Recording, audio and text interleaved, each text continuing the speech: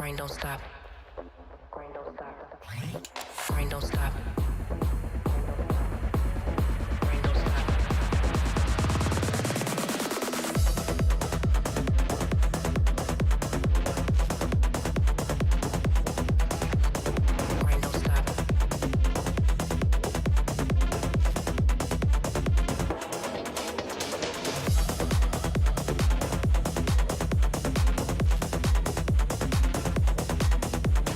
Grind don't stop. Grind don't stop. Grind don't stop.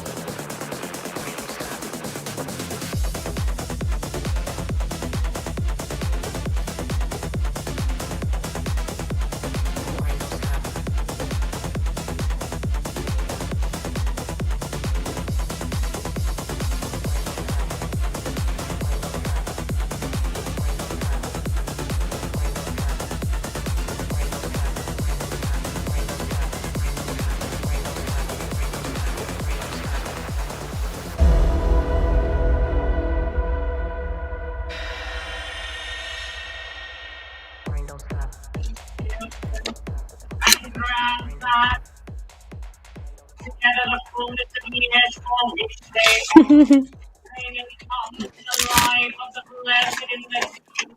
What is the noise happening right now? Is that me? It's literally a TikTok that I had on my phone, and I didn't even realize that was me. Wow. Guys, I also put a lip stain on, and then I was like, "Oh God, we're starting." Oh, is it just looping? I don't think Are we so. looping sound? No, we should be good now. I think we're good now. It's soup loop again. Alyssa, Loop. it's looping for you? Wait. Yeah. Wait. That's I don't hear it. Let me refresh. Hold on. It's soup loop again. Okay, say something. hello. Okay, we're Is it fine. looping? We're not soup looping. Oh my God. Okay. I was like, I'm not noticing the loop, and Lux doesn't see the loop, so I'm like, Nope. well, I don't know what's going on. Guys, what the heck? Okay, well, hello, welcome to Chewed Gum. A chaotic start, as usual. Welcome to Chewed Gum. I'm Alyssa, and we are joined by Luxander today. Hi. Hello. It's a beautiful thank you for fall day. joining. It's a gorgeous fall day. What coast are you on? Or are you in the middle? I'm in the PNW. I moved from Kansas to Oregon earlier this year. So we are I think that basically like yesterday and today we've had like in the 70s again, and then I think after this we're just not going to be in the 70s again for the rest of the month as far as I can tell. So I think it's time. I think autumn is fully here now. You're in the clear. We have had some like weirdly warm days recently, but it's nice. Like in the morning, it's nice and cool, and then it gets warm in the middle of the day, and it's really nice. I love the fall so much. Every day, I walk outside to take my dogs out in the morning, and I'm like, oh, I fucking love it. It's just so, oh my God, it's the Crisp best. in the morning. Yeah. Crisp. Oh my God. Oh, I didn't turn my A on. Okay. You can call the phone number 720-619-2288 if you would like to call in. We do have a bunch of lines open, and we talk about purity culture things and, some deconstruction things occasionally, perhaps. And, lots of other relationship, sex, all that kind of stuff is welcome here. And as a reminder, super chats of $5 or more we read at the end of the show. So make sure you get them in so that we can read all of your lovely comments. And I think that's my spiel. Lex, do you have anything else? I mean, good to be here. A little last minute. I'm normally I'm producing this show usually, and I was just telling Arden in the side chat that it's actually very weird now to be only here hosting, because now I've gotten used to having like all of the production stuff open, and it's like multitasking like in a way that is like perfect for my brain, where I'm like, I have exactly 8 slots of attention, and I have exactly 8 slots of things that I need to pay attention to. Occasionally I'll drop one of them, but as long as we're paying attention, we've got it. So I'm just feeling a little bit like out of my element in that way right now. And then you've got a million people in the chat who are like, why is Luxander here? Like, because I'm a non-binary femme, I'm affected by the issues, and I Yeah, don't feel and upset also by being here. and also you have a lot to contribute. So Well, thank you. That's very sweet. how I appreciate how that. about that? Um Dang. so yeah, I'm happy you're here and I'm so excited. And we have some calls that are already teed up. We have one that's ready to go. Are you ready to take calls? Yeah, let's go for it. Okay, let's do it. I think this might be Sarah from the chat. So I'm pulling in Sarah. Hi, Sarah. Hi. How's it going? Going well. How are you both? You know, Doing good. living the dream. Living the Yes. dream. What's new? I What do you want to talk you guys about were going to today? pull a Forrest and be like, never had a bad day. But, you know. I can't steal Pretty his close. catchphrase. Yeah. We all have like a lot of things in common here, but I feel like I'm not going to start getting everybody else's memes and catchphrases. I got to remain like a distinct entity here. Yeah. Fair Yeah. enough, I fair think, enough. and every show has their own things too. And I like when the chat brings them over. Like, you guys do a voting thing, right? On TACIS? Yeah, we have like a Okay. punishment thing at the end, and you have to vote with hashtag. Yeah, hashtag whichever one you want to vote for, and then the loser has Yeah. to defend like all of Congress has to wear fishnets as part of their uniform from now on, or other silly things Love like it. that. Yep. Love it. That's really fun. Okay. Well, I like to hear about all those things. Sarah, what did you want to talk about today? So I wanted to talk about how in my current relationship, I'm having a lot of like past relationship trauma coming in. And so I kind of just want to get some advice on how to maybe not let those past relationships affect my current relationship. Mhm. So I don't know if that makes sense, but yeah. It does. Like, but give me a little more, as much as you're comfortable with, a little more information on how it shows up for you in your current relationship. Yeah, so and he's listening right now, so he knows I'm talking about this, but Chewgum is part of our relationship now, just so you both know that. That's cute. but I love anyway, it.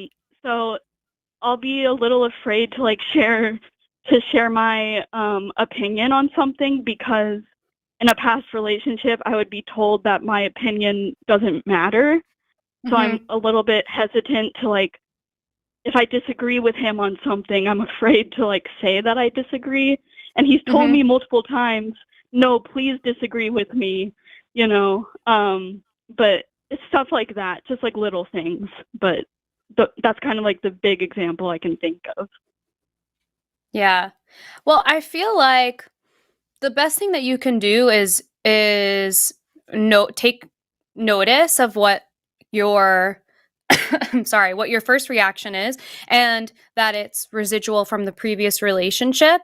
I had an old therapist tell me once that sometimes when things are old patterns and they come up in your head, and it's sort of like the old version of the voice in your head that you're trying to move forward from, sometimes it's helpful to give it a name, and then that's like sort of separates present day Sarah and all of the work that you've done to be the Sarah that you are today from this person who was experiencing a really tough relationship. So if like you name this alter ego Sarah as like, I don't know, what's a name you don't like? Ooh, I'm on the spot now. I know. I'm like, I don't want to say a name and then it's like someone in the chat. That's my nightmare. I'm going to say Voldemort because that's, I know. everyone can Okay, agree. yeah, there we go. Everyone can agree. So if you call this name Voldemort, whatever, I think there's in those moments, there's a powerful thing that your brain and your body is doing, which is they're trying to protect you. They're trying to protect you from like whatever the response would have been had you shared your opinion and that previous partner would not have wanted to hear it. So in a way, it is sort of like kind of kind to recognize, okay, my body and my brain are trying to protect me, and I don't need that anymore because I'm not in that situation anymore. And so you can sort of like tell that Voldemort voice in your head, thank you so much, and I actually don't need you anymore. And having that little like internal conversation, it sounds silly, but it really does help, and it helps sort of like separate those two spaces in your brain. And over time, it's just going to be a little bit of practice. Over time, I think all of that stuff will fall away. And it's nice and that your partner is so kind and is willing to give you affirmation in that way too, to be like, you can disagree with me and it's totally fine. Yeah. Yeah, he's super patient, and I'm like super grateful because I'm like, what is this? Like I'm not used to healthy relationships. So like when I'm in a healthy relationship, I cannot English today. But when I'm in a healthy relationship, it's so new to me. So I'm just like, you're not mad at me for giving an opinion? Like, what is this? But Yeah. we're working through it. I am in therapy, working through it, and yeah, work in progress, day at a time type thing. So Totally. Lux, do you have any thoughts? Yeah. I feel like basically what you have to do, and like I am struggling with this currently. I'm like, oh no, like my partner always gets the time to deal with his issues because he brings them up, and then I don't bring up my issues because like it's never the right time, it feels like, and then I don't want to bring it up. And what I've kind of been thinking about a lot this past week or so is that we are inadvertently creating like cycles where we are more likely in the future to have avoidance the more we avoid now. So like every single time I'm like, I really need to talk to him about this thing, and I don't do it. And then like I get a sense of relief from choosing not to talk to him. We're like, okay, I was really anxious about, I need to say this thing. Sudden sense of relief. Like, because now I don't have to confront that situation. What is happening is like, it's now more likely because I rewarded that avoidance that I'm going to feel avoidant again in the future. So I would say like trying to build up in small ways and like teaching your brain that disagreement is not going to cause a big problem. And just, start with simple stuff that is very low pressure. Stuff like, do you want potato salad for dinner tonight? Like, I don't know. Just start with something easy. And since your partner is super cooperative, I feel like it will be easy to find those kind of small opportunities, and just like keeping that in mind that, taking the low risk opportunities and not avoiding it, because that will help you deal with like disagreement when it's more serious and when it more seriously matters. At least for me, I find it a little bit easier if I know what is happening. I'm like, aha, I need to specifically stop doing that specific thing because I am feeding a process. Like I'm feeding into a cycle and making my life worse. But then it should only take like a little while of acting opposite to that feeling of wanting to avoid conflict for you to then just like feel more comfortable with the possibility of conflict. It will just feel like less of a big deal. And my internet is crashing out. We love technology. Just gonna keep dancing. Hello, just gonna keep dancing until I come back. Are we back now? Cool. Oh, there we go. Okay. Yep. Sorry, everybody. I was mostly done talking. Sarah, is that helpful? Oh yeah, that's very helpful, and I do appreciate Lux's like personal story with it, because that does help, one, show me that I'm not alone, and then two, it humanizes it, like that this is like a human experience. So it's very helpful. I always love calling. This is the only show that I call into because I don't know. I get a little afraid to call other hosts, but no. This is a everyone great is show. so nice. I know. It's anxiety brain, But yeah, I love calling this show for the advice that I get. So yeah. Yay! I'm so glad you called, and as always, keep us updated, and We'll see you in the chat in like a second anyway. So I Yep. appreciate you calling. You're the best, and we'll talk to you so soon. Okay, and don't forget that you both are good bandicoots. So keep Thank you being good so bandicoots. much. Thank you so much, Sarah. Bye. Ooh, punched my Bye. microphone. Bye, Sarah. Oh my gosh.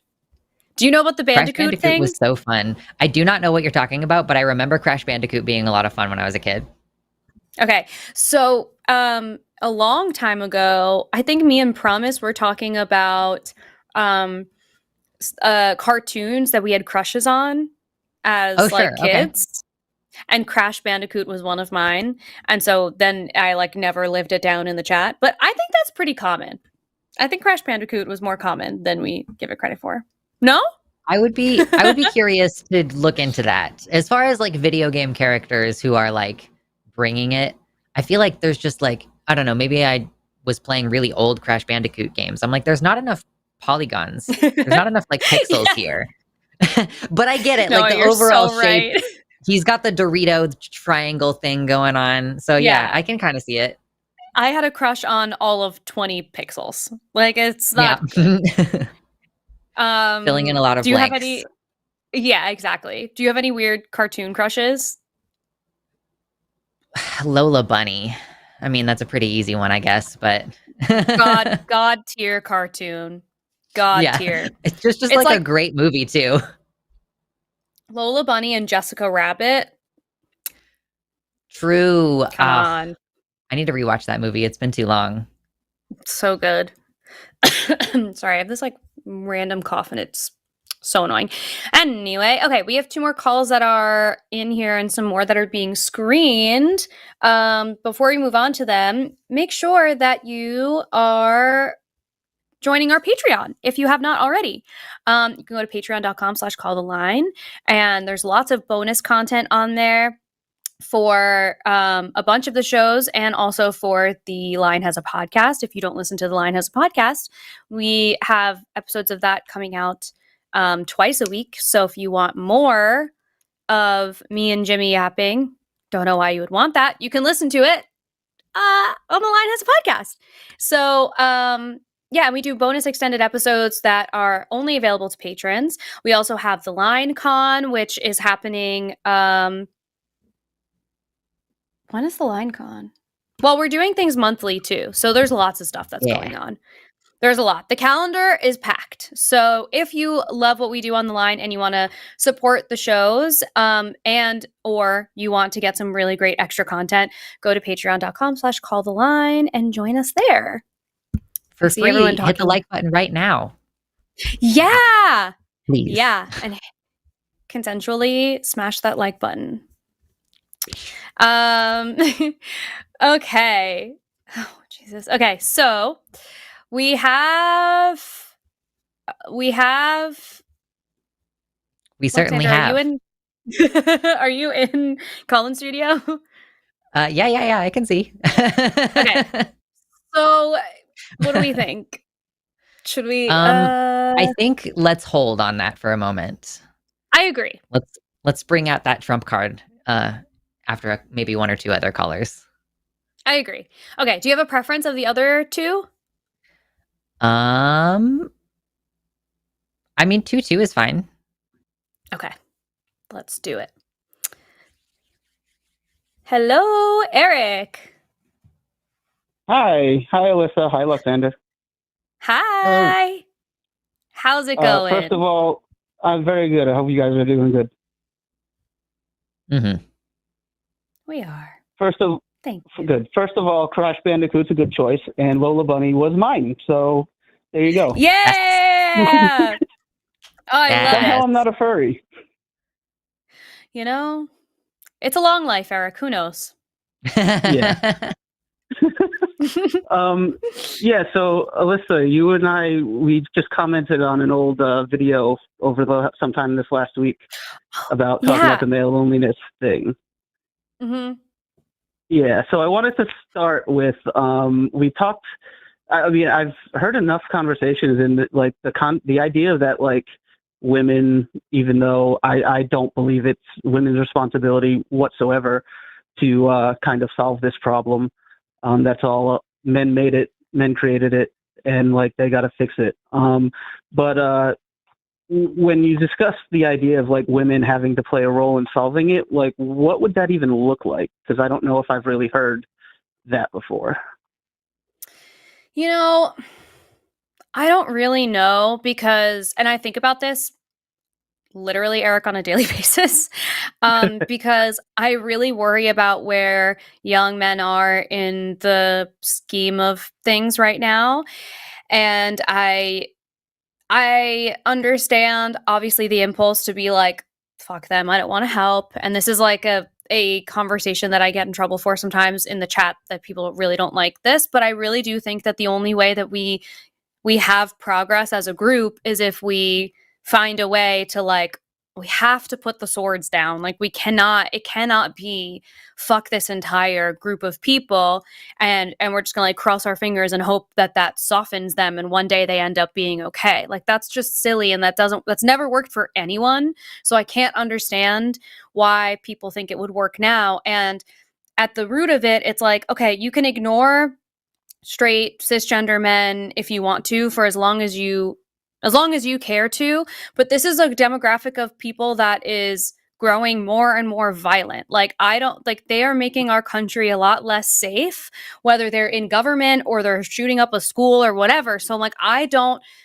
there has to be a solution. And if that means that there has to be some kind of like compassion that comes from like, women or other groups, then like, that's what we have to do. I don't really know what that looks like.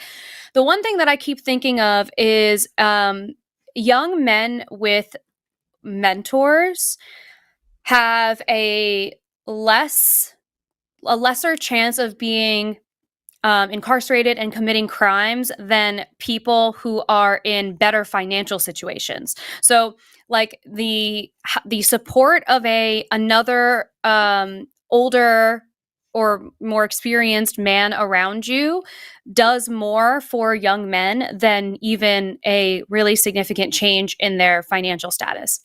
So like the emotional security is worth more than the financial security. And so the one thing that I think of a lot is like, how do we get men into mentorship programs? Like, how do we find better examples for men to follow? Because truthfully, when I look at the landscape of like men's media, it is like, the Joe Rogans of the world that are having that conversation in like the most widespread way. So I don't know. Part of me thinks what we do is try and find like a mentorship type of thing that can help support young men and give a better example of what masculinity can look like, so that it doesn't feel so dangerous. Okay. Yeah, I was just waiting to see if Lux had anything to add before I started talking again. I mean, I think, we just do all kind of have to contribute to a society where it's like safe for men to have emotions. Like, I think that that's part of the issue. Like, I do see a culture amongst heterosexual women where they do kind of go like, oh, why are you as a man like carrying a water bottle around? That's so gay. And it's like, so I don't think that is like a big part of the problem, but I do think it is like a non-zero amount of the problem. You know what I mean? Yeah, along those lines, I still think even that kind of rhetoric between people or towards men would also come more from men than it would come from women anyway. But I think like the mentorship kind of goes into kind of what I wanted to get into next, which was I kind of don't feel like the loneliness issue can be separated from like the incel issue, which brings me to someone like Andrew. And normally I would not call out another person on the show who wasn't part of the conversation, but fuck that guy. He kind of doesn't deserve that respect at this point with the shit that he said. It brings me back to like this idea that like when social media started replacing socialization in general, and then COVID hit, and I think even more so. Like, it just, like, social media is socialization now, and you don't get the same kind of socialization that we were getting when like I was a kid and growing up and actually more involved in seeing people face to face and having interactions face to face. Because you'll have someone like him who's probably already on the line waiting to say some other crap.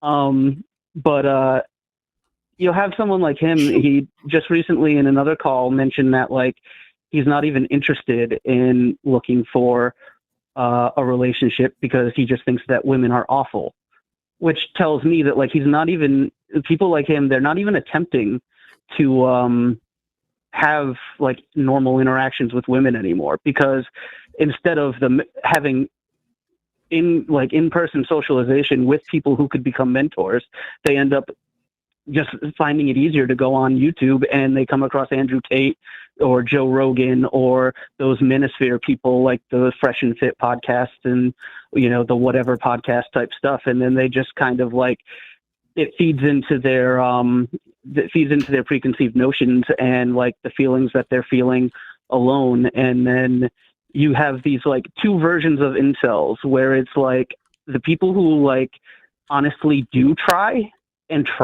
but they just don't have any luck because we're in this very isolated world where socialization just isn't what it used to be. And then we have people on the other end who are just told they're not even worth your time to put effort into it. And then they just grow, like, this, like, hatred or disdain when, like, they aren't even giving anybody a chance in person to get to know them and show that, like, they're not these caricatures of people that these podcast people are, like, telling them that they are. Yeah, and I always think it's so interesting, and, like, we have this conversation, I've had this conversation a little bit with Andrew, where I say, like, oh, you have women on this show who are telling you what we're looking for in partners, and you would rather listen to these guys tell you what women are looking for in partners. Like, that doesn't make any sense. So I do think you're right that and also, like, I hate to use Andrew as an example, but he is a really good example, partially because he also is open to conversation. So, like, we learn a lot from Andrew, I know, but we learn a lot from him, and Yes. I'm happy that he's open to conversations. So he's also 19 years old, and the very first call that we had with Andrew, and I don't know if he still feels the same, but the very first call we had with him, he talked about, like, identifying with incel culture. And you're 19. You're a baby boy. You have so much. I know it doesn't feel like that when you're 19, but, like, you have so much life ahead of you. You can't throw in the towel at 19. So, like, to your point, it's this, like, conversation where they're just throwing in the towel and not even trying. So, you know, and I look at, like, the landscape of dating, and it basically is like, women understand that they don't need a partner to have a romantic partner to have an enjoyable life, and they can do and achieve whatever they want to without one. And so now men have to, like, prove or not prove, but they have to, like, share what their value is in a relationship, because it no longer is the finances. Like, now it is more than that. Like, are you contributing to the household in some way? Are you, like, I don't know if you've ever heard people say, like, if you're not bringing me peace, like, I'm not, like, I'm not getting into a conversation where it's going to take away from my peace. Like, that's just not going to happen anymore. Yeah. So now women have like, upped their standards a little bit. And I feel for men who are really, like, sort of scrambling for what that means now, because and I think I had this conversation maybe with Andrew last week. We've broken down what we don't want masculinity to be, but we have not done a very good job of building back up what it can be and what it can look like. So, like, we've done all of the work to dismantle it without giving a roadmap for anyone. So it feels like they're trying to find the roadmap. There aren't good mentors aside from these, like, the Fresh and Fit Joe Rogan, Andrew Tates of the world. Like, these are men who are standing up and saying, I know what masculinity is, and you deserve, this, and, fuck everyone else, and they should bow down to you. And that's a really powerful message for boys who are feeling very disenfranchised with what society is giving to them right now. So, I see where the pipeline is. And if I were 19, if I were a 19-year-old boy, then I understand why it feels really good to have someone say, none of this is your fault. And it's all of these women who are sluts and whores and gold diggers, and it's their fault. It's that no one wants to feel like it's their responsibility to fix anything. But I think you're right. I think especially since COVID, we've lost our element of community too. So it's there's a lot there. The whole social landscape is fucked, and I really think it's going to have to be some positive mentorship type thing. Or, it's even hard, I think, sometimes about, okay, what if we have what if we do these weekend retreats and we get a whole bunch of men and we do these really great, powerful activities? The guys who are interested in fresh and fit and all this, they would never sign up for something like that. So how do you get those people through the door? It's hard. I think about it all the time. Especially because they're so deep down in it. That's the thing about any pipeline, is that you end up super deep in it pretty quickly. And for men who are receiving messages from so many different angles in their lives, whether it's from directly from their own fathers, or whether it's just from the number of very successful womanizing shitheads on the internet, and our politicians, right? We have to always keep in mind as well that that conservative mindset of women do not have value and all this kind of shit, that is systemic. That is those people are in power in our country. So yeah, it's a difficult problem to address because there's so many different angles we could come at it from, right? The general mental health problems in this country, which are generally caused by the economic situation that many people find themselves in, which means that we have to have broader critiques of how we organize society, while also trying to have conversations about interpersonal relationships and how to increase education and improve communication and make sure that people have access to, I guess therapy is good for mental health, but it's also good for just learning how to communicate basic things in a way that causes other people to be receptive, and then also allows you to receive criticism without being super defensive. So just those basic things, emotional regulation skills, emotional intelligence, a bunch of stuff that is also directly under attack by, keep in mind that underneath all this diversity, equity, inclusion stuff typically is a workplace and school place culture of caring about people in this particular manner, and emotional regulation skills and, punishing bosses who are yelling at their subordinates and stuff. And so we're pushing up against a monumental culture that all the people in power are privy to, and they're trying to impose it on everybody. So yeah, it feels like an overwhelming problem because it's not just a problem. It is a problem that's being actively reinforced. And so, yeah, we're just struggling against it and trying to figure out what the best tactic is. Yeah, as individuals, it's I can choose to recycle. That does not really fix the problem, though. Right. And so I could have easily with my experiences with relationship. Okay, my 5-month-old puppy is very jealous that I'm talking to somebody that's not her, and it's very annoying. But she just keeps biting my shorts and my feet.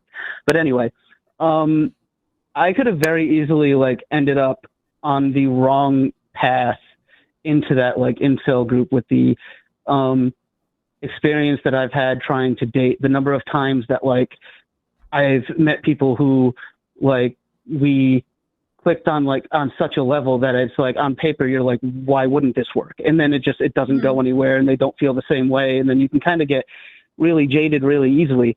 But I didn't grow up in a household that prescribed any idea of what it meant to be a man, or what that role would be, or the same thing with women. My parents, and with my brother and my sister, and myself, we just never grew up with those ideas being like ingrained in us. We were just kind of like on our own to just learn how the world works and interact with people and decide for ourselves like what we were going to do and what we were going to be. And I think, you know, you're right that like there was an author on a show that I watched that like a few years ago, and I forget his name and I forget the name of the book, but his book was about the idea that like we have to find a new prescription for what it means to be a man in society. Because, you know, back around like I think the 70s or 80s when women started to really kind of start to do better in schools, because they started to really get encouraged to not just take the traditional path and to, you know, fight for being their own people and supporting themselves and everything, that like there's a new prescription for what it means to be a woman in society now. And you can be traditional if you want, or you can be the strong, independent woman stereotype, or anything in between. But we never came up with a new prescription for men. We still stuck with not really prioritizing education as much as we do for women. We prioritize them just getting into the workforce and making as much money as possible and like being a provider and everything. That's never changed. And I think that's where a lot of this lies, that like, you know, I don't know that, you know, it might be the case that we have a couple of generations where you can't really fix with the incel culture and the culture that is brought on by the like Andrew Tate kind of people. We might have a couple of generations and then we can't fix, and it might just be about, as you said earlier, whether it includes mentorships or just this coming up with a new prescription of like what it means to be a man in society and what that means for how you interact with other people and how you treat other people. And that like you have to start from a basis of, you know, of starting from the idea of equality and equity rather than having to break that down for yourself as you get to like high school and then graduate and realize that like, oh, the traditional idea of like getting through all of this to get a job and make the money and be the provider, like that's not going to work for me. It's like, well, that should be taught as you're growing up to along the way. Like we just need more avenues for people to kind of understand that like it, you know, that's not necessarily going to be your pathway in life, and there needs to be more pathways for men like available. And you know, it's unfortunately we still have the patriarchy and men in power that like that need to be there that need to be the ones that make the changes from the top down and like kind of set those standards. But the men that we have in those positions right now are not the ones that want to do that. They want to keep pushing us backwards, and it's very frustrating to exist in this world and see, you know, the way that just the fact that like, you know, a guy like Andrew can come on here every week. And again, let's just keep using him as the example, but hey, he calls into every show. He just calls in every week, and it's the same thing. And it's just really, it's really frustrating to see that like it doesn't seem like he might be learning some new things intellectually, but he's setting them aside and he's just coming back with the same points of view every week. And I think it's, as much as it's frustrating, first of all, I would listen to a marathon of Andrew calls before ever listening to that Gilberto guy again. Oh my god, that was fun. But that was tough. So I would rather that. But like, I do think, as much as it's frustrating to the chat and as much as it pisses me off to listen to him say the things that he says, not so much because it can get through to him, but like, maybe there is another 18, 17-year-old, 16-year-old that's coming across this on YouTube and can maybe hear those conversations and realize that like, I don't want to be like him. And I think he should, and I think it would be good for him to hear stories that like, hey, people don't want to be like you. Like, this is wrong. Like, you need to change your outlook, because like you're gonna have a very lonely life if you don't. Yeah. I wanted to jump in, but I didn't want to like interrupt you. I think like like it is kind of difficult when so many men in power are bad role models for men and masculinity, but that like I think maybe something that can help this feel just more in control is by volunteering yourself, or like learning at least about programs where you could volunteer. Like, is there a like Big Brothers Big Sisters, whatever that's called, or like can you volunteer or even work for potentially something like the Boys and Girls Club of America or at the Boy Scouts or something? Like, we do like need good men to go be role models, like even if they aren't fathers. Like, obviously becoming a father, then your kid is on the team and they need a coach and blah blah blah. Like, it can be an entryway into a leadership role, but like don't think that it's impossible for you to be a mentor to people in your community. Like, I don't know, is there like a YMCA or a community center that needs volunteers or something? Like, there are probably a lot more opportunities than you would imagine if you just like start getting interested in what's going on locally. At least that's what I've found. Yeah, so like I have been for a while, like very much wanting to do that. I have some like medical issues and other things going on that like would really limit my availability and ability to kind of do that thing on too regular of a schedule. But yeah, I definitely have, and I've talked to a couple of friends who have done work in those kind of ways before. So like I have places that I've reached out to, and hopefully we'll get like a response that like I can start participating in that way. Yeah, I would love to be able to do like my part to kind of help people. Not even, I mean, just in general, never mind specifically for this problem, but just to help bring people up in just a better, like, with just different ideas and than you might typically find in the general public. Yeah, just being more community minded. Yeah, I think that will help. I'm also, this week, I'm going to a conference for sex educators, and one of the lectures I am most excited to sit through is one all about masculinity, and I can't wait. And I plan to find the person giving that lecture and cornering them and saying, we got it. We need to figure this out. We got to figure it out. Because I really am concerned for what this looks like. Cause it's not like these are young boys who are mobilizing in this way. Like, it's not like we can like wait for the boomers to die out. Like, that's a different thing.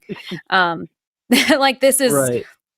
It's like seeing a tsunami from a distance. So I'm like, we need to figure out a way to quite literally turn the tides, because it's frightening. And I understand and hear the people who are like, I don't know why we need to like be a part of it, but this is that community is angry. They are entitled, and they are churning out people who are these are the people who are committing these horrific crimes. It's that group. Like, yes. It's just, unfortunately. And so, like, I think it just has to be, we have to find a solution. We just have to, for our own safety and for theirs. It's just not, like, this is not sustainable. So anyway, yeah, I think some form of mentorship is going to be our way, a part of the way out of it. I would also love a world where people like these manosphere guys are somehow taken off the air, but I don't know how that would ever happen. They're such awful influences, just angry people. So I don't know how anyone could look at that and think that they would get a better result out of life. That's so wild to me.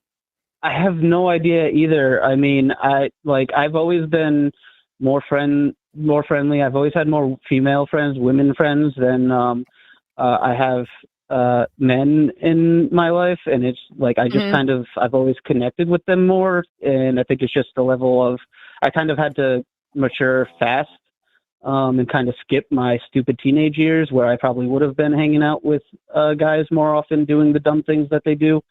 But you know, I've just always gotten along better with women, and so I feel like just having that exposure to women all my whole like time growing up and through my teenage years and everything, I just kind of like I understood that like that traditional idea of like the masculinity and like that those type of manosphere people push, like that's not what women want to hang out with. That's not what women tend to want to spend time around, and you know they want to feel like you want to feel like you're equal to each other and that you're both putting in the same level of care and effort into the relationship, whether it's a relationship or if it's just a friendship. Like I don't know. I've always found that to be the case. Yeah, I agree. Yeah, and like someone in the chat is making a really good point that a lot of the problem is a rejection of femininity, and it feels like homophobia basically, like when your biggest fear is being told that you're gay or that you're acting like a woman, and so you have to like lean into masculinity so hard, when I don't think that women really even want that. Like I don't think that women want someone who's so scared of, you know, leaning into any part of their feminine side. So I don't know. It's just, it makes me sad, and I hope. I was the type of person in high school where my friend group was very, like, nobody could tell who was dating who. They knew people were dating, but they couldn't tell who was dating who because we were just close and we, like, the way that we joked around and the stuff that we did and everything. And I was the type of person who we'd have people come up to us and be like, and ask if we're gay and like it was a bad thing. And I would just like say no, kiss my friend Mike, and we'd just walk away. You know, and it's like that's just kind of how we answered that because we just thought it was silly all from the beginning that anyone would get hung up on those kind of those ideas to begin with. So like, you know, I just never have had the mindset of one of those people, so I don't understand. And the difficult part about it, people getting into it when they're so young in their like late teens and early 20s, is that it's really hard to change the way that you view the world until you get beyond that. I think like once you get into your 30s is probably when you're most likely going to start reflecting. I mean, that's where I started reflecting on my life. My late 20s and into my 30s, and like kind of recognizing like what I had to like readjust and the way that I viewed things and everything in the ways that I did. So like I don't really, it's just really difficult, I think, to get through the Andrews of the world when they're at the like height of emotional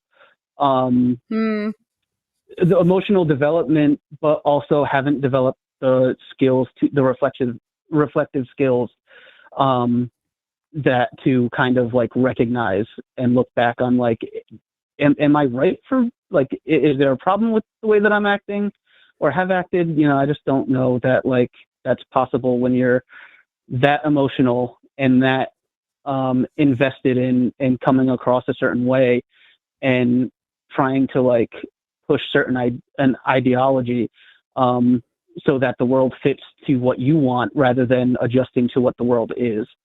I think that comes more with age, that you get to that point and you kind of figure it out. Yeah. I don't know. Maybe what ends up happening is we just like let them cook a little longer, and by the time they get to their 30s, they're like, "Well, this hasn't been working.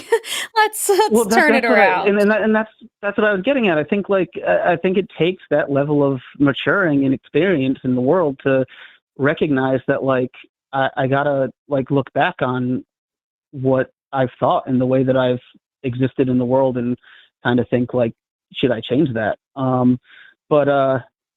Anyway, I think I've said pretty much all I have to say about the issue, but I jokingly wanted to ask if you're taking any clients for relationship advice, because I've got some stuff going on that I could use some help on. But I'm not beyond taking that, any more clients until next year, but oh, next I year mean, I I was will be. joking. Well, But if you ever get serious and change your mind, come 2026, get in my okay. emails and we'll chat. But thank you so much, Eric. We really, really appreciate it. Yeah. And this will be an I w- ongoing conversation.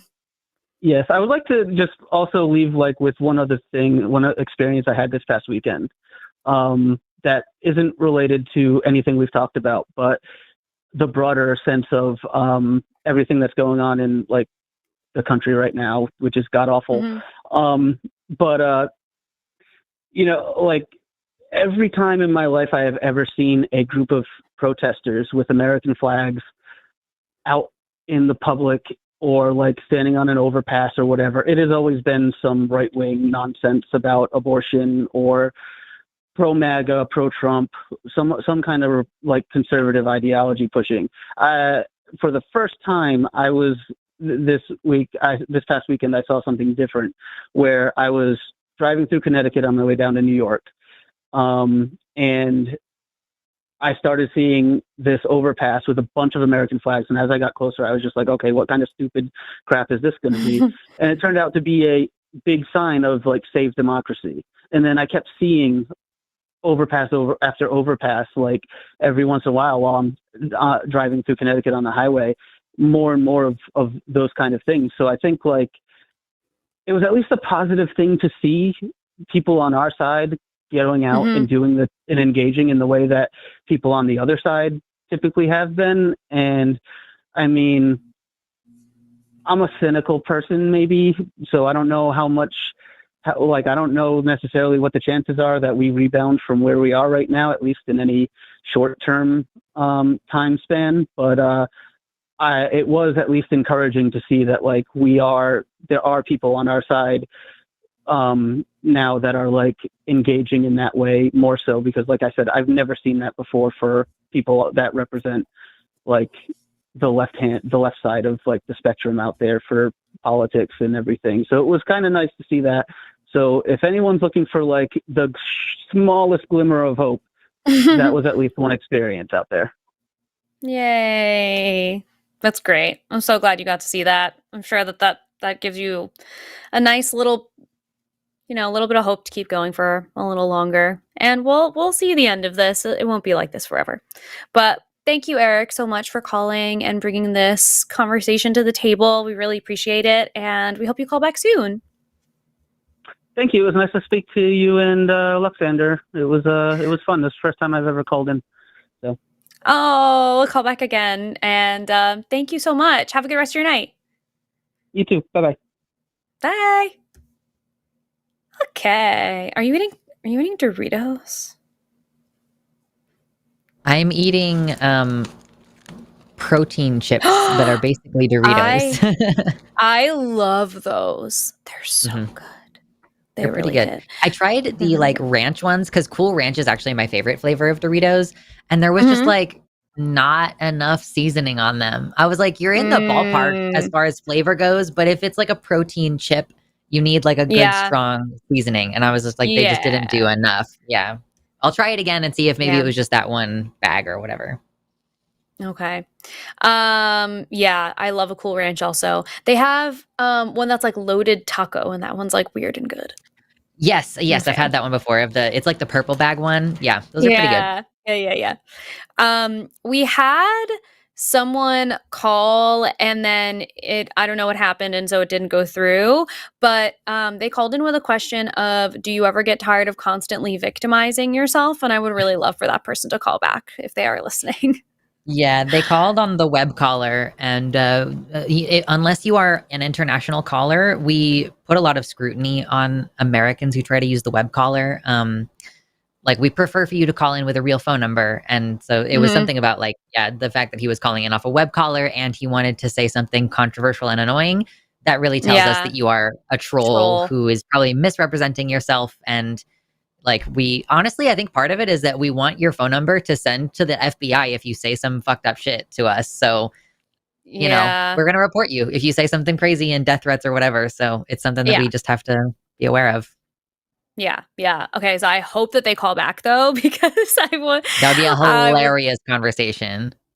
I would love to hear that. Okay, so do you have a preference of the next call that we take?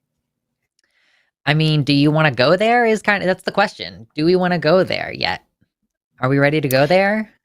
I think that we should. I think it's like a good way to move forward from the call that we just had from lovely Eric, who I think is also someone in the chat too. Cool. Okay. All right. Should we like drum roll for him? I don't know. Let's do it. Yeah, right. Oh my god! Wait, in my drum roll, I accidentally closed Call-in Studio. So give me a second. Okay, You're a goober. I'm pulling in. Pulling in Andrew. Hello, Andrew. Oh, You know the Lord gonna hold me accountable. Hello. No, you're hi. good. Sorry if we had something Yeah, pop up on the screen. Lord's gonna hold me accountable for not keeping my word. I said I wasn't gonna call, but I really like these conversations. What the heck was with that dude, that last caller, man? I was taking straight shots from that guy.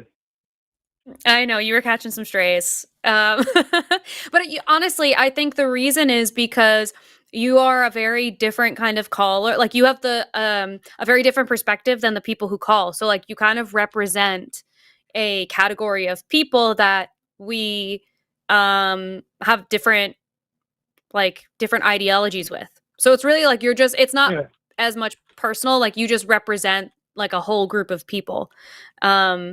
So, yeah, that's what I think it is. Okay. But I know I called in about women flocking to therapists like crazy, but I wanted to address something real quick on the topic of equality. When you said men have to they have to learn to like step it up because they're not doing enough, but aren't men in society are doing enough? I mean, they defend the nation, they build all the infrastructure, they gave women equal rights. Like what are men not doing? So in the context of that conversation, what I was talking about was in relationships, it used to be that men were basically offering financial security. I will make sure that you have a house. I will make sure that you are always fed. Our children will always be fed. And that was sort of like their role in the household and in relationships really was provider. Like, of course, men, I'm sure those men were also a million other things, but their main role that they knew that they was provider. So now we're in a situation where most people can't have a single income household anymore. So both partners need to be working. And so the provider role for men doesn't really apply anymore. Both people most of the time have to be working, and women are also capable of earning whatever amount of money that they're able to earn. So now it sort of has taken that the provider role has lost its significance for men. So now within relationships specifically, men have to sort of like what's their role now? Like what do they do in a relationship, because the provider role doesn't exist the way that it used to. So that's what I was talking about. So what you want in relationship, you want more men to start. You want more men to start being like emotional. Like you want more men to start being like traditionally, I guess, kind of feminine like women. Like what do you mean by emotional support? Like when your partner comes home from work and they have a hard day and they say like, ugh, Becky at work was being such a B word today. They want you to go, that's a bummer. What did she do? And like maybe ask a couple follow-up questions and then be like, man, that sounds like it was a hard day. But you're home now and then we can chill and watch TV or whatever. Like a 5-minute conversation. Whereas a lot of men, like, and I see a lot of this, there is like a whole women complaining about men being like not showing up as partners in a relationship on TikTok and stuff. But But so many people are talking about this problem where they're like, they try to talk to their boyfriend about something in their life, or their husband even, and he's just like, no response, basically, or like changes the subject, or just does not indicate any level of interest. And I honestly think that this is a social skill that men are not taught, because I've seen it happen also, like just within male friendships. Like I was talking to somebody and he was like, oh yeah, my buddy got a new job. And I was like, what new job? What is it? You know, I know the kind of work that guy does. I know the previous company he worked at. What's his new thing? And this guy was just like, I don't know. I'm like, what the fuck do you mean? Like, you didn't ask any follow-up questions. Like, it's just, I don't think that it's a thing that men are taught to do, to like demonstrate interest in people around them if it doesn't like serve something that they are primarily interested in, if that makes any sense. Which is it sounds like what I'm saying is that men are really self-centered, and I think that you're just like taught to be really self-centered. So you want more guys to come home? I mean, when their wives come home from work and say, after they say what they say, you want more guys to say, yeah, that's a bummer. Why do you that's messed up, and then go into detail or something like that? Just ask like a couple follow-up questions and be like, hey, yeah, that sounds really frustrating. You know, do you want to vent about it, or do you just want to hug? Like, just offer something. Like, listen for a little bit, ask a couple follow-up questions, and then offer like, oh, well, do you want to, instead of cooking, I can order pizza, and like use that provider role to like alleviate some stress for your partner. I don't know. Yeah, it's like validating how your partner feels is important, and it shows that you're listening. Like if your partner says, I had a really shit day, and actually there's this couple called the Gottmans, and they are really famous. They are relationship experts. They've been at it for decades, and they're really sweet, a really sweet couple. And they have done this study where they found that couples who, and I'll explain what this means, but couples who turn towards each other have a much higher success rate than couples who turn away from each other. And so in this scenario of your partner comes home and they had a really crappy day, if you were to demonstrate turning towards, it would be like, oh, I'm so sorry. You know what? Becky sounds like she sucks. Let's get a pizza and like watch The Office again instead. Like we don't need to cook. We'll just hang out. That's a very like validating, caring experience to have from a partner. And it's not feminine. It's just like you are showing that you care. You're showing that you listened, and you're like, hey, let's do something that might make you feel better. I'll join you in this. And it's camaraderie. It's partnership. And that response, it indicates more success in relationships. People who either dismiss or turn away. So dismiss would just be like kind of grunting, not paying attention or ignoring. Turning away would be like, okay, like I don't care, whatever. Those two responses indicate relationships that will not last very long. Okay. All right. I think I understand. Another thing I wanted to address was, Alyssa, you all said that men back in the day used to sit on each other's laps and write each other poems and hold hands. How is that not like gay? So before people were worried about the label, it's really interesting actually. Before people were worried about a label of gay, straight, like before that existed, because it didn't matter. People just sort of like had sex with the people they wanted to, and it was less of a lifestyle, like being gay as a lifestyle. It was more of just like something you did if you wanted to. Like you would have sex with a man and it was something that you did, and it did not define who you were in any way. It wasn't a part of your identity, because that's just the way that like we were socialized at that time. And then we had really kind of like with the rise of Christianity and having like this patriarchal system come into play, there started to be this really big fear of sexuality, because sodomy was a sin, and now we've turned this country into one where like we're very concerned about what God thinks of us. Sodomy was a sin, and then it ended up being illegal. And so now men had to be really, really careful about the things that they were doing so that they weren't accused of sodomy. But it wasn't a problem before. Like there were no repercussions of it before this happened. Wait. So you saying there were a bunch of guys going around having sex with each other, holding hands, kissing, and they're like, you're just like, yep, this is normal. I mean, they were like, yep, this is normal. Yeah. It was just For not like a lot it of was just human not a history. What the thing. heck? Yeah, it was just So not a thing. if you saw two men, a man sitting on another man's lap, you're gonna say that this is like straight or something? Like those guys are straight guys? It wouldn't Like, have right. been thought of that way back Yeah, when you this was wouldn't think about it. normal. You wouldn't really just think about it. You would just be like, oh, they are close people. Like either they're friends or they're dating or something, but like it just wasn't remarkable. Like, and by that I mean like it Yeah. literally wasn't worth remarking upon because it was just normal for men to be physically intimate with each other. And like this is like, it's not like all friendship has deteriorated because women are friends this way still.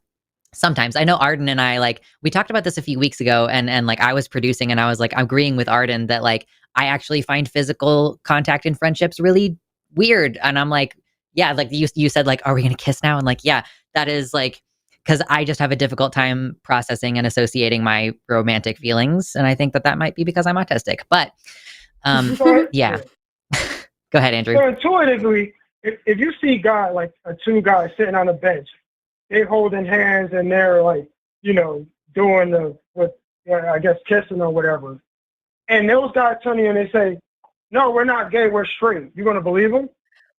So right now, like, are you asking us You right wouldn't have now had gay in this or straight. moment? Like now, Yeah, yes, but you wouldn't have said now, gay or yes. straight back then. Yeah, and that language didn't exist. Gay used to mean No, happy. what if they told you that they was?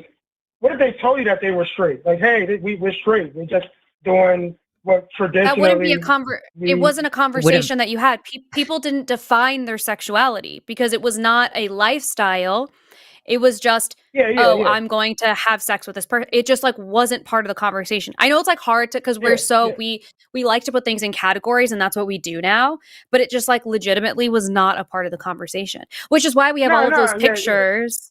We have all of these pictures. I can't remember the name of the link now, but there was someone who collected all of these pictures of male friends holding hands, sitting on each other's laps. And Andrew, if you think about it too, girls with their best.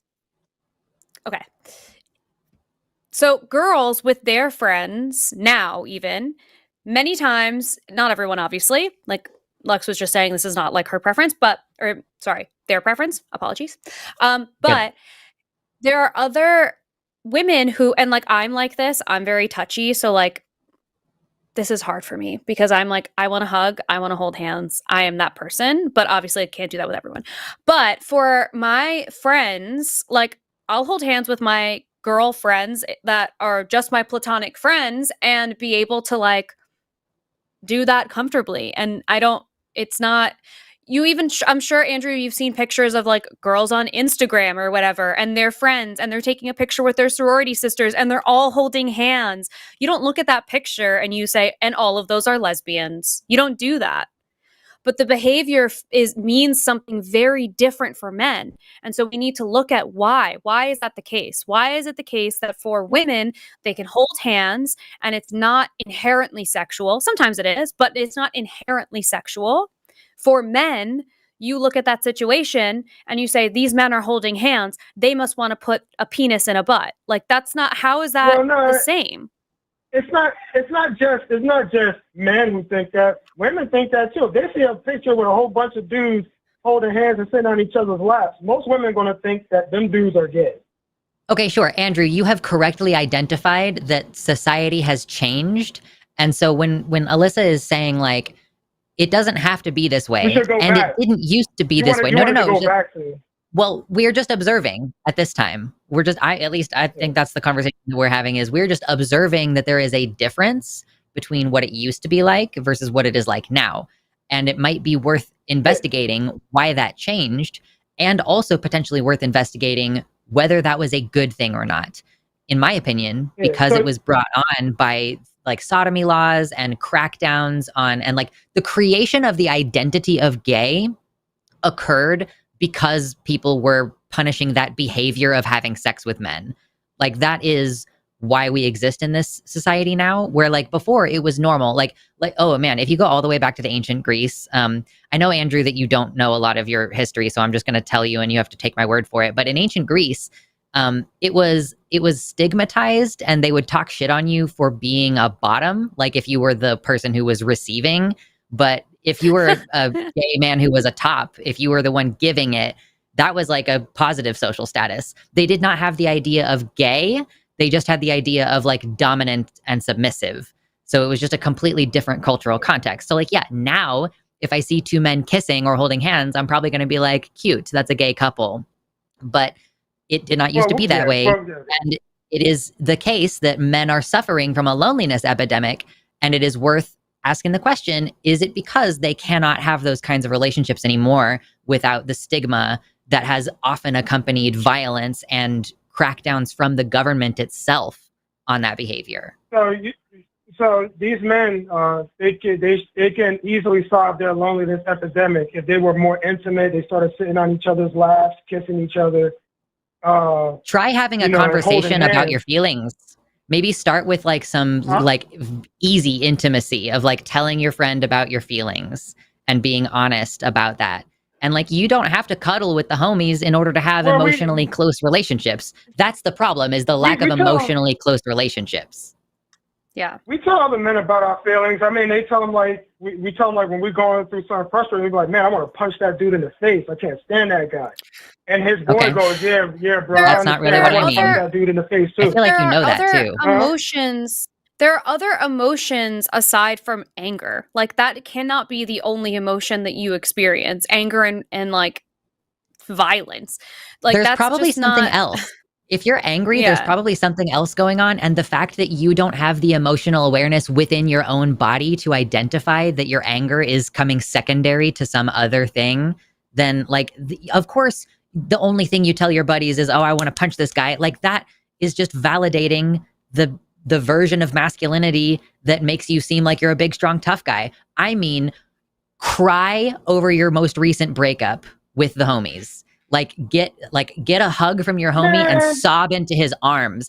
Like, get emotionally close with someone who's not your girlfriend. And I know that you are not dating anyone and you don't want to date anyone, but for most men, they just rely completely on their girlfriend if they get any emotional support from anybody. But be real with your homies. I mean, you man, do they though. could just be like, man, don't worry about. They could be like, man, don't worry about that. That chick was a hoe anyway. Like, you know, when guys but get cheated Andrew, on, that's what guys but the people do.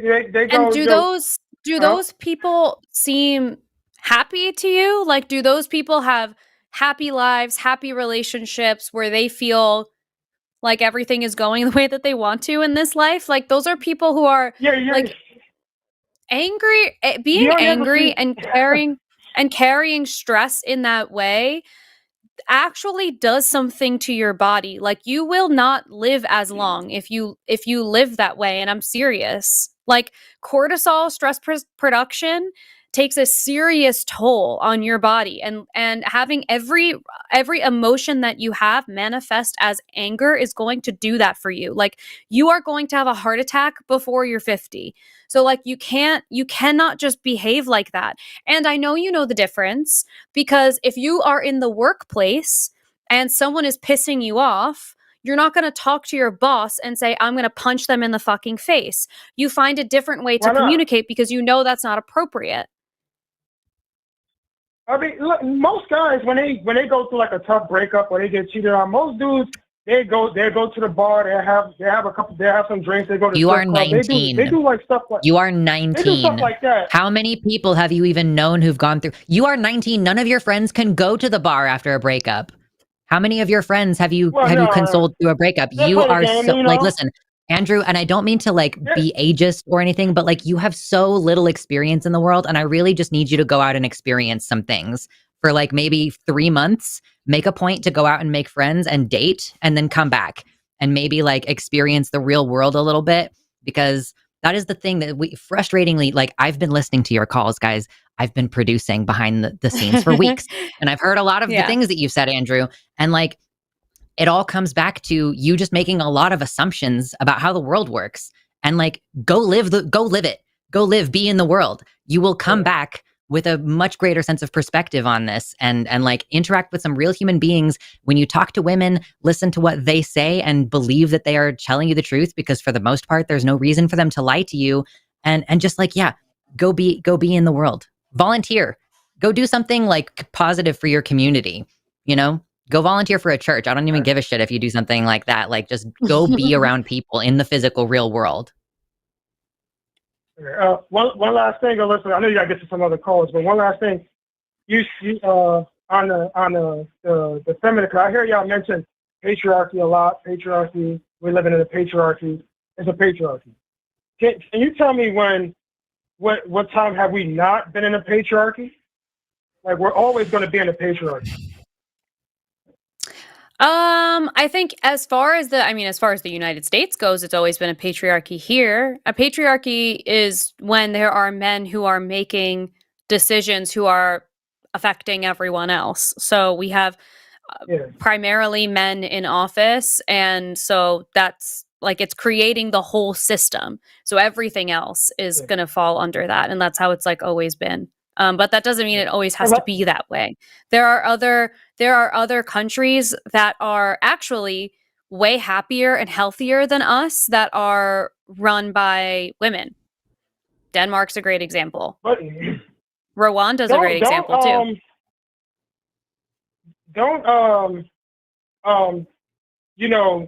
In order for women to be considered equal to men would have to be pretty benevolent to bestow upon them rights, right? Am I right about that? I mean, historically, the marginalized group seizes their rights, like, usually against a lot of opposition. Oh, do you not know? Oh, baby, you don't know about the suffragettes? Like, do you not know about how, like, during Prohibition, women would go and like just fucking literally destroy bars with axes. You know, like that. Those were the tactics of the suffragettes. They like, when we're like, we fight for our rights, we mean we're gonna axe the building down. You know, like, that is the history of people earning their rights. You know, like, there is yes, like, non-protest is part of it. It's not like men benevolently give you anything. People are continually having to seize power from men, and it's happening like a lot.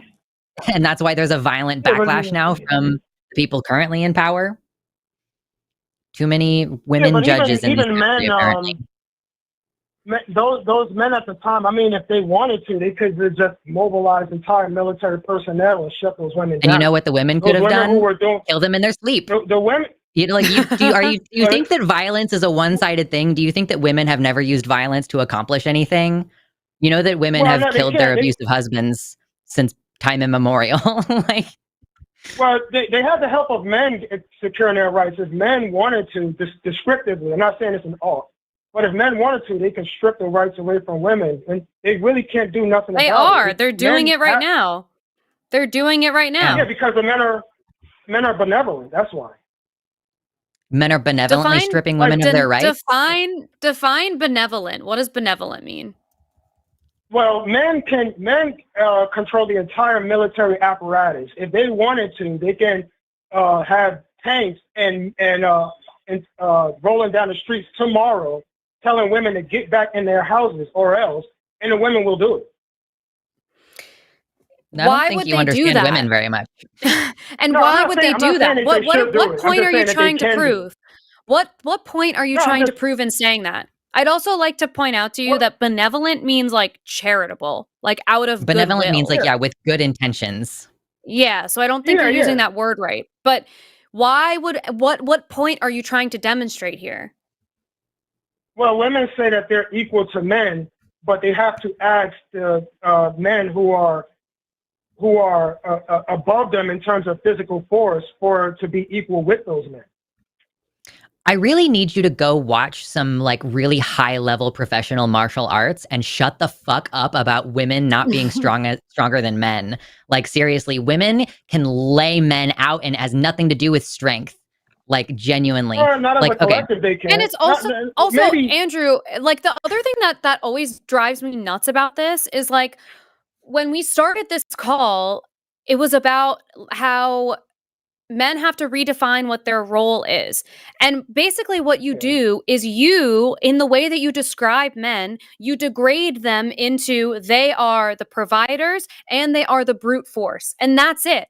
And women know that, and they're actively choosing not to fuck them, not to be in a relationship with them. And then you call again and you say, why don't women want to be dating men? Why do they hate incels? You're explaining it to us over and over again. So it's like, you cannot have it both ways. You cannot say women should want this. And then you also say, well, men can just beat the shit out of women because they're stronger than them. Why would anyone want to date you, Andrew? Like if this is how you're behaving, you are telling me that the value that you have as a man is to provide and to be brute force, to protect, whatever the fuck that means, to protect, and then to also roll out the National Guard against women? Like, what? This is what I'm saying, Andrew. No, and I'm not again, saying we that. circle back to the same thing over and over again. The podcasts you listen to are poisoning your brain. This thought process makes no sense. It makes no sense. It truly is like baffling why you are worth so much more than how you are selling yourself. And it is this podcast that is telling you, whatever, all of those podcasts, Fresh and Fit, whatever, Andrew Tate, fucking not really Joe Rogan, he's a different category.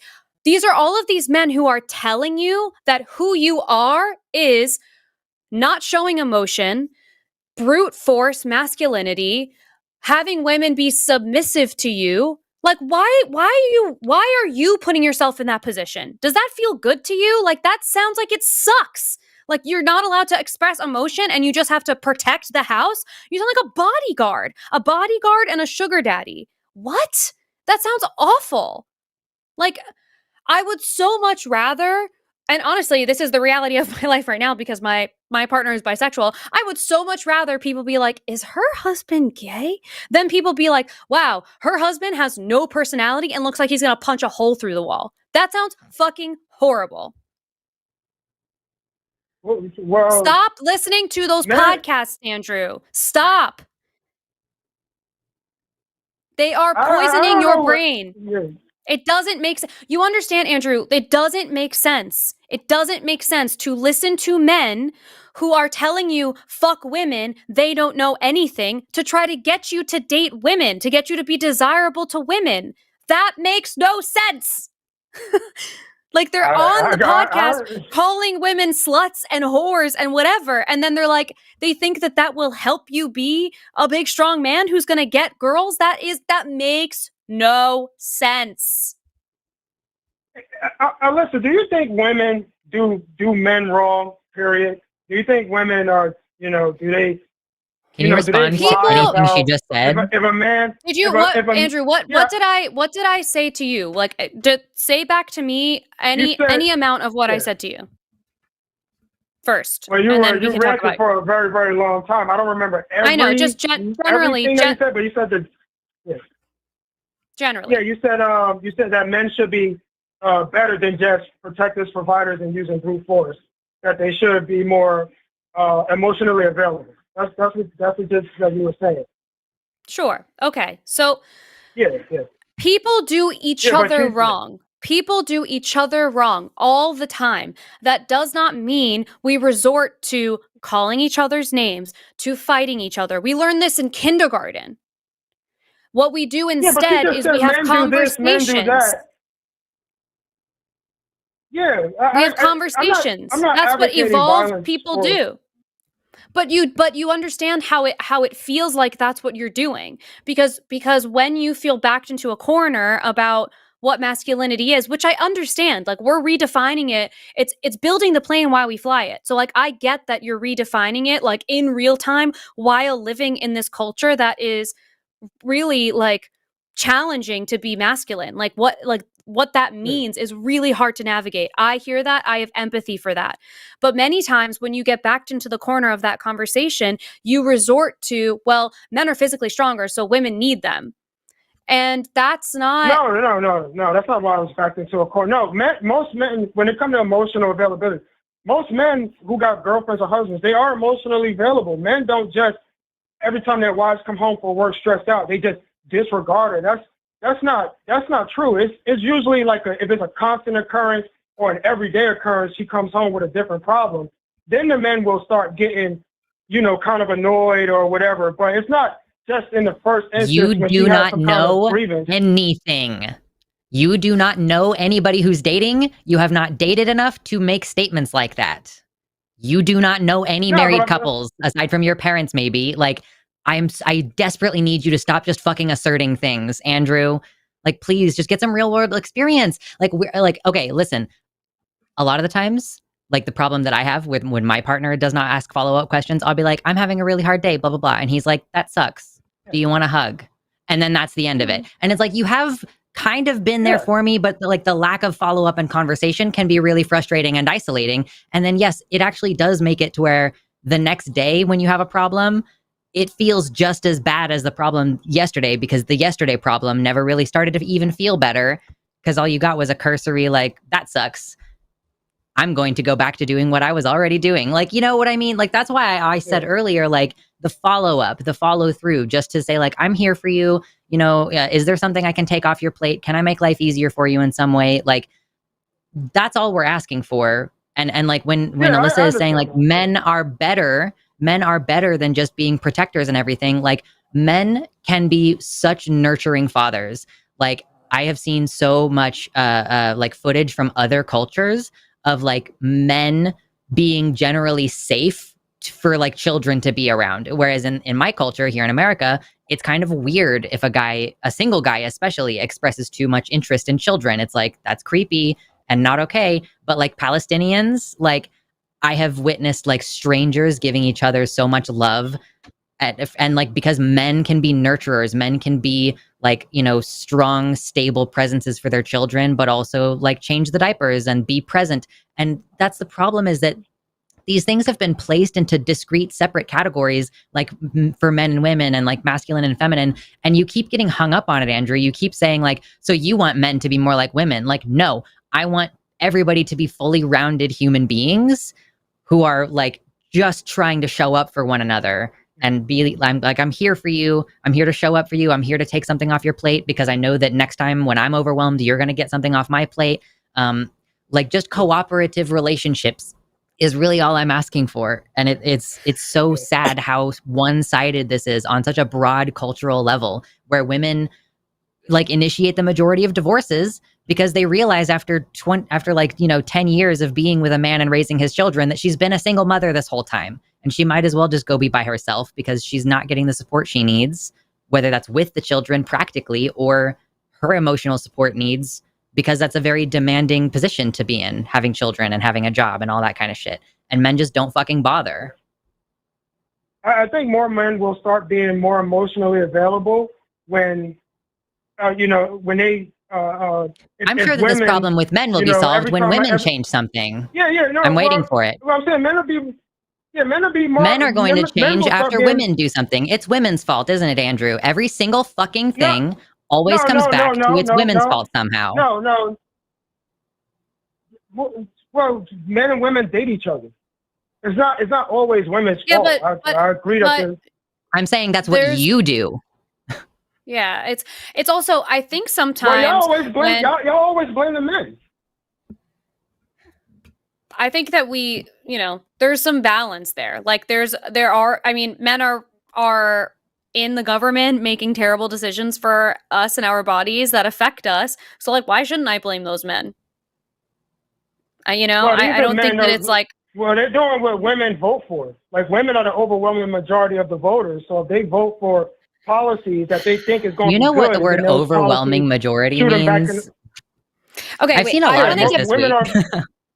I want to get back to and then I'll wrap up this Andrew call this time with this. Yeah. So I want you to also think about the guys who host those podcasts. If you were to try to have the conversations that you have with the hosts of The Line, how they would respond to you. Because while I haven't seen all of the calls like on all of the shows that you've done, and obviously they're all going to be different, the hosts on this show try to be patient and kind and understand. At least we do here. Because I think, I always say you're worth the call to me. You're worth the conversation to me. The difference in the way that we are communicating with you and the way that these podcasts, the language that they use, the anger that they bring to the table, where when we get passionate on this show, it's because it almost always, Andrew, if you notice, every time I get like passionate about the call, it's because I say, you are better than this. I don't even think you believe this. It's always that because I know you are better than this. The people who do those podcasts are not looking out for you. They just aren't. They're going to sell you a course. They're going to sell you a protein powder. They want your view. They want you angry so you stay tuned in. What I am most interested in here is having you soften and change some of the things that you bring to the table. Because I'm telling you, the world does not move forward with anger. It just doesn't. Like, that is not going to bring us together. It's not going to make other men like you. It's not going to make other women like you. So you got to just find a way to defrost some of that. Because it's the world, I said this to you before, the world is nicer than you're giving it credit for. Women are nicer than you give them credit for. So, like, you have to find a way to like really look at the perspective of the kinds of conversations you have here and the goal that we're trying to get to with you here versus the way that they talk to you as a listener, as a viewer on that show, on those shows. Just consider I just want to be clear. Yeah, Andrew, I want you to be a likable and dateable person. So whenever I know I get spicy at you sometimes, and I know everybody sometimes loses their patience on this kind of format. I'm like, genuinely, I find it frustrating how much you seem to not want to be likable or dateable. And so I am trying to help you toward that goal. And like, I'm not charging you for a course. We do this with you for free, like several times a week. So please just know, like, that is what our goal is. Like, we want to help you be a better member of your community, whether that's the people that you choose to date or if you choose to be a mentor to other men in your community as you get older, like as a father, if you ever decide to have children, like, we want you to be a good person, a good man. And like, that's like why we talk about men and masculinity, because we do need to change men and masculinity to be better. Yeah. Like, we're never advocating for you to be angry. We're never advocating for you to like take all of your frustration on one group of people. Like, it's never that. Like, so, there's just such a difference in what we're the conversations that we're trying to have. Does that make sense? Yeah, it makes sense. Yeah, I guess. Yeah. I mean, I'm trying. I talk to a lot of guys. I know that's why I talk to a lot of. Yeah. I'm saying I talk to a lot of guys. I talk to a lot of guys who are divorced, and women keep saying that they're better than what they are, but so far. I mean, maybe when I get older, sure, but so far I haven't seen any evidence of women being these kind, loving, benevolent people. So, I mean, from what I've seen with my eyeballs, they're pretty. Some of them lie about kids being theirs when it's not theirs, and it's freaking terrible. I just, from my personal experience, from what I've seen so far. Not everyone is going to be like that, though. Like, truly, not everyone is going to be like that. And so, like Lux was saying before, I encourage you to like get out of the community that's directly surrounding you and see, like, I don't know, you're 19. Are you planning on going to college? Is that in the cards for you or no? No, not really. Okay. So then I would recommend, you're in New Jersey, go into New York City. You can't be that far from New York City. Go and explore. Take a walk around. Talk to people. Just like the worst case scenario, like you made a trip out there and you get like a dirty water hot dog from a vendor and you go back home, you had a great day in New York City. Just expand your horizons a little bit, because I understand that like your immediate environment is giving you these messages, but it's not like that everywhere. It really, truly, truly isn't. Yeah, So I know just that. I and understand. I'm just saying, any way you can get like out of that space and just look for more, seek out more than what you have around you, you know? And like I say to my coaching clients all the time that when I give like assignments or like tasks for them to do, I tell them you need to treat this as a life or death request, because in some ways it kind of is. Like the difference between you expanding beyond your environment and learning about different groups of people on firsthand experience and making friendships with people who are different than what's immediately around you is a completely different life than the one that you may have if you sort of like stay in this community and in this space where you're feeling anger and frustration. Like that is a different life than one where you can, you know, go out and explore. So like, I guess you know, guys are just kind of burnt out. Like, you know, I think guys, they're just burnt. They're just getting tired of all the I guess like sex workers. Instagram is filled with provocative women. They're just getting tired. I'm sorry, you're getting tired of women who do not know you doing their own thing on the internet. Like, I'm like, what do you mean? What does your that frustration mean with to sex you? workers? Do you personally know any sex workers? Like, is that a personal issue for you, or is that just like you deciding what to be upset about on a daily basis? Like, you have to search out that content, right? Like, it is insane to me that we're talking about like the critical deep issues that men are dealing with, and you're like, yeah, well, women are successful in their like independent careers, and I'm like, what the fuck problem is there with? Oh my god, Andrew, I just don't know what to do with you sometimes. Like the problem that I have is that you don't respond to anything we say. So like this is where my mounting frustration is happening, and I'm sorry, I know I'm talking over you, Alyssa, but like, can you address any of the things that we say? Like, instead of just being like, yeah, well, here's some completely fucking other thing that is only related because we're having a conversation about women and men. Like you might as well have just gone halfway around the planet as far as close as the things that you respond with are. My horizons. I agree with that. When she said I need to expand, I think that you should take like a couple college classes. I think you should take a couple classes, even if you don't want to commit to a degree. I think that you should meet some people. It would be really interesting for you. It would be really interesting for you. But yeah, it would also give you a new environment, and like you could take a psychology class because you like this stuff, Andrew. Like this is fun for you. You could take a debate class. Like you enjoy this. Like you could do that. I'm just saying, I think that would be really fun. And I think that's a great suggestion.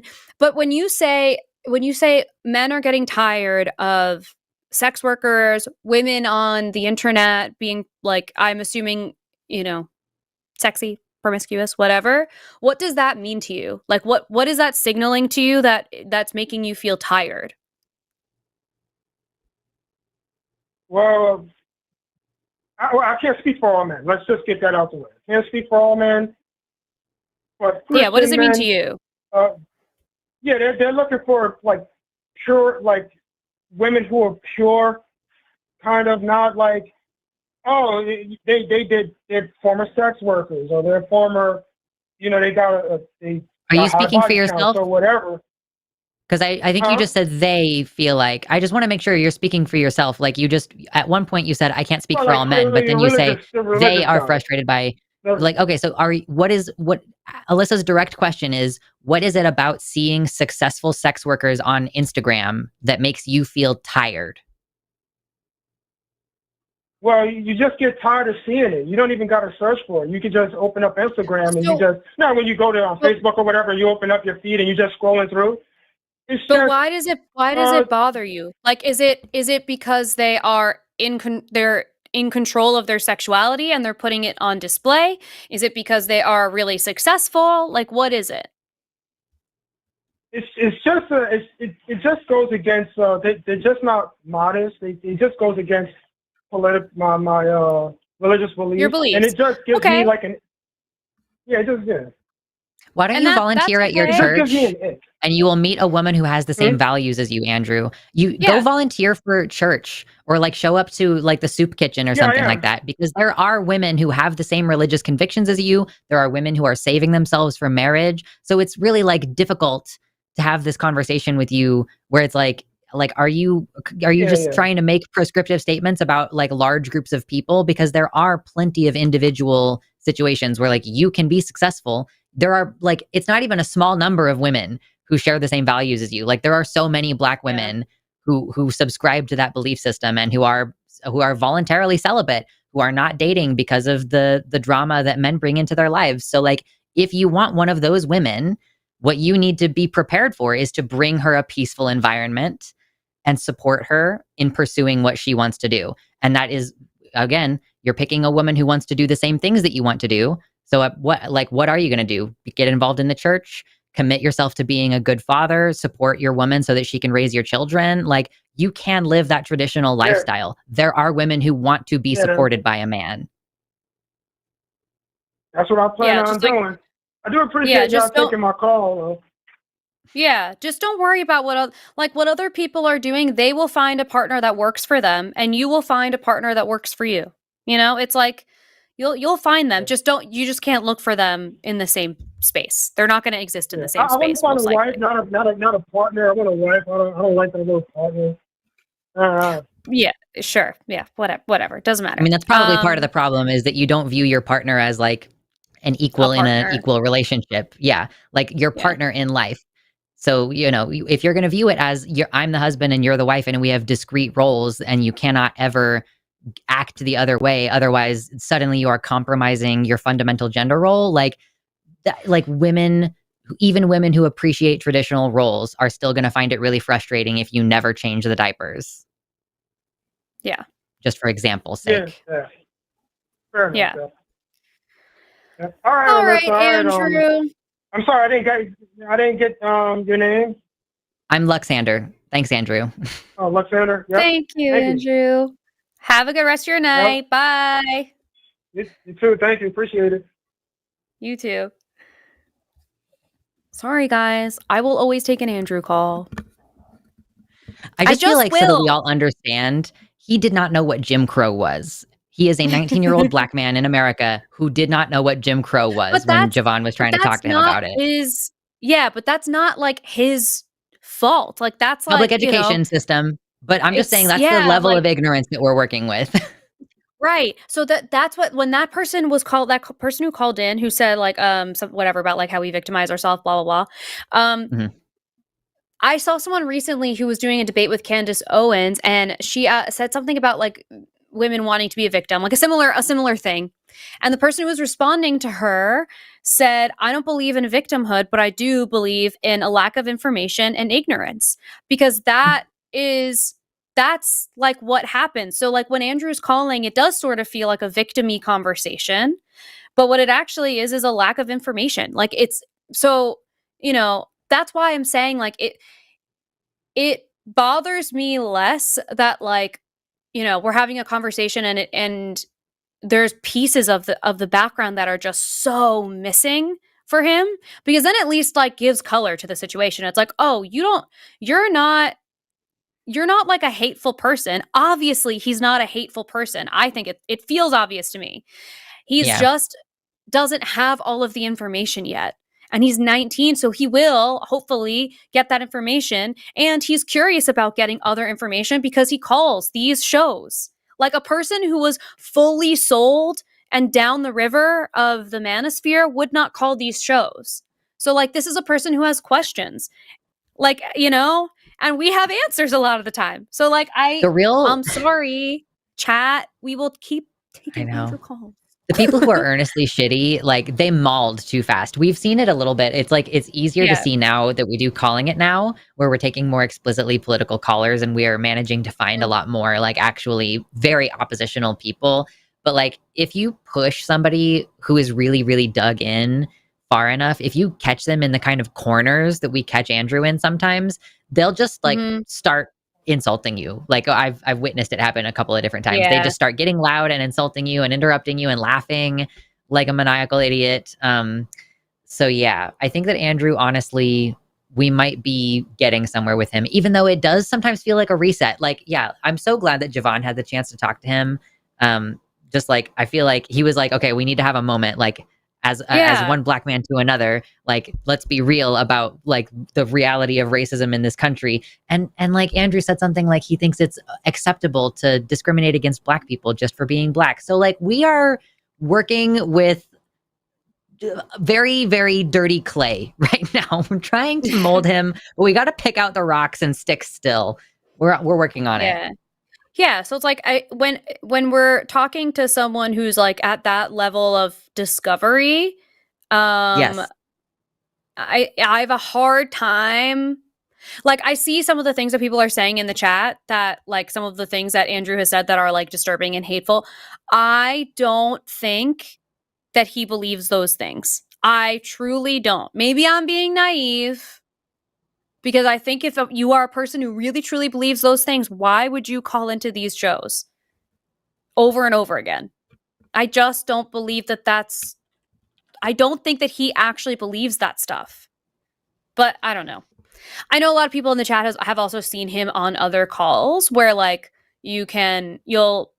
there's other things that people have heard him say and do that like I haven't heard. So, Yeah. It's crazy. I don't know.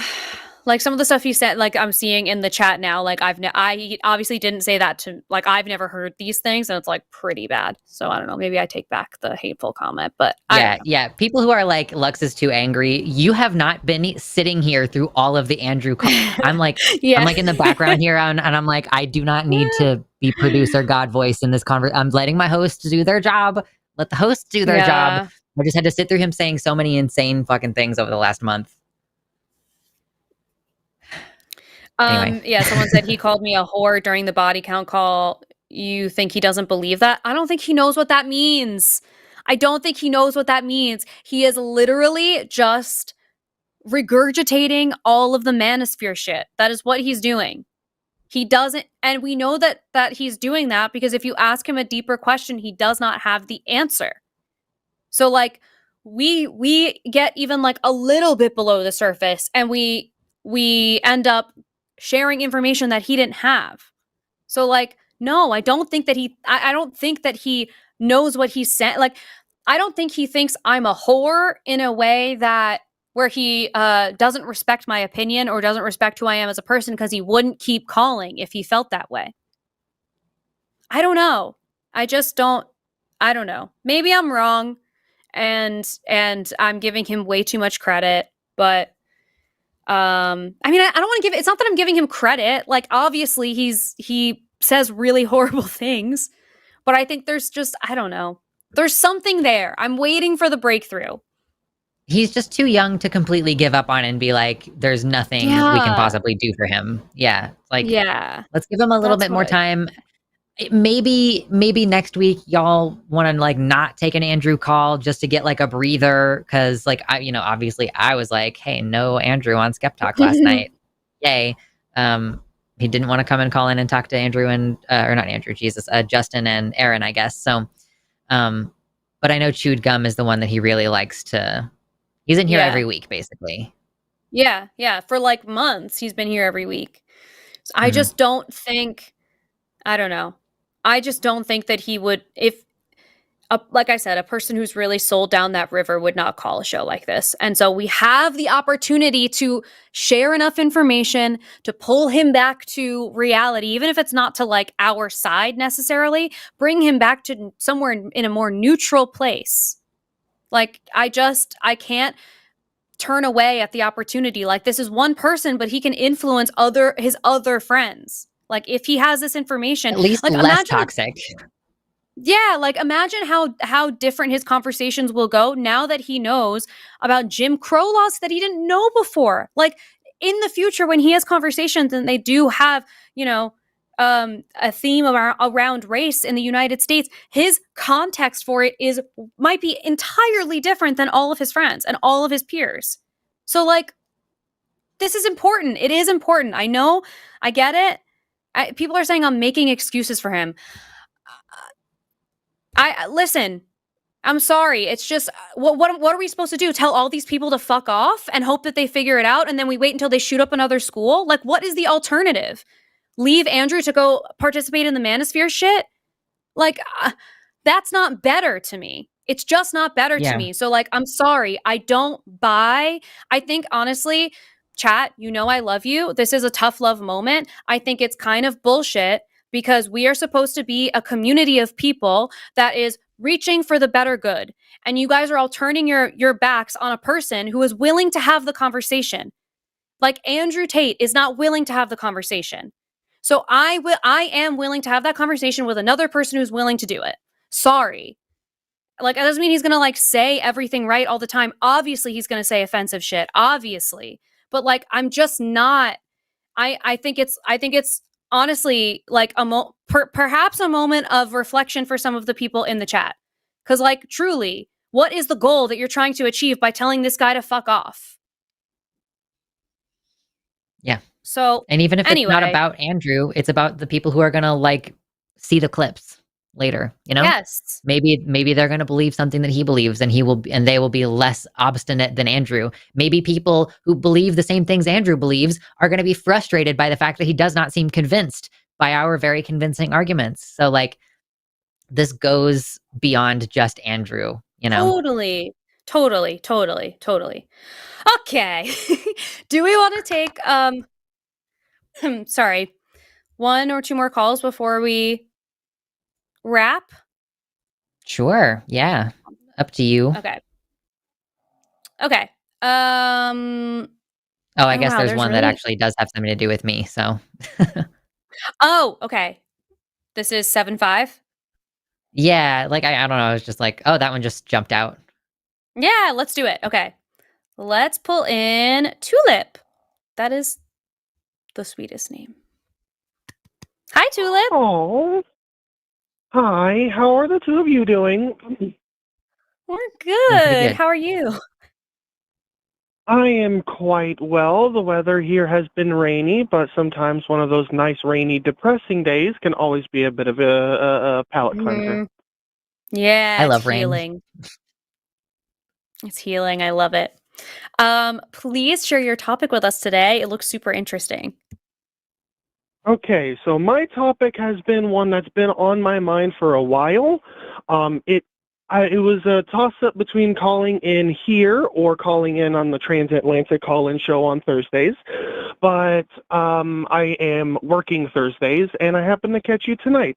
So the topic is, could you help share the difference between what is a kink, what is a fetish, and what is a normal attraction to people in relation to trans individuals? And I want to say I've heard a similar topic like this before, but it's been a really, really creepy one. So I want to try and get actual education on this. Okay, so I'll say from a sex educator perspective, just super quickly, the main difference between a kink and a fetish is want versus need. And so, like, detached from the trans conversation and just like in like a purely what the definitions are, a kink is something that you want to participate in, but you don't necessarily need to achieve sexual satisfaction. And a fetish is one that you do kind of need for the sexual satisfaction aspect of it. And like the way that these things are kind of defined versus normal is like kind of bendy and flexy, because it's like, at some point what we thought was like, I think we all have had an experience, maybe it's just me, maybe I'll just speak for myself. When I was in like high school, it was like, oh my God, it's so crazy to like, I don't know, like tie your hands together. Actually, that is still for some people, that is sort of like, it is kinky. But like, then you get to a point where you might graduate past that and be like, and I do that every night. It like at some point in high school, it's like kinky to use lube, it's like, But then you graduate past that. You graduate past that and you're like, oh, no, that's like normal and fine. So the thing that's interesting about defining kinks and fetishes versus like normal or abnormal is it's kind of like subjective. But that's from like a purely sex educator perspective. And I would love to know Luxander's thoughts. Yeah, I mean, if the That was question, nice. like I've heard that before, like fetish is like you cannot get to where you're trying to go unless you have that specific thing. So like, but we don't use those terms very accurately. Like, I think most of the time when we say foot fetish, we don't mean like somebody who absolutely cannot get off unless there are feet involved. But if the question is more just a general, like, how do we distinguish between somebody who is like objectifying trans people versus somebody who is just like earnestly attracted to trans people?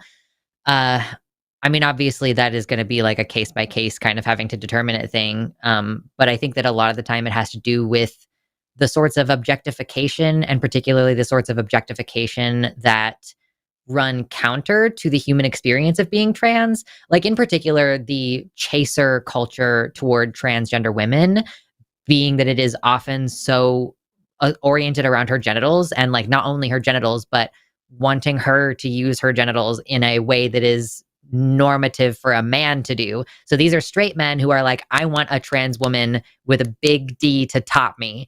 And it's like, Oh my goodness. that is right. And so it's not only objectifying, but it also is completely the fucking opposite of how most trans women want to behave in bed, how they want to be perceived in bed.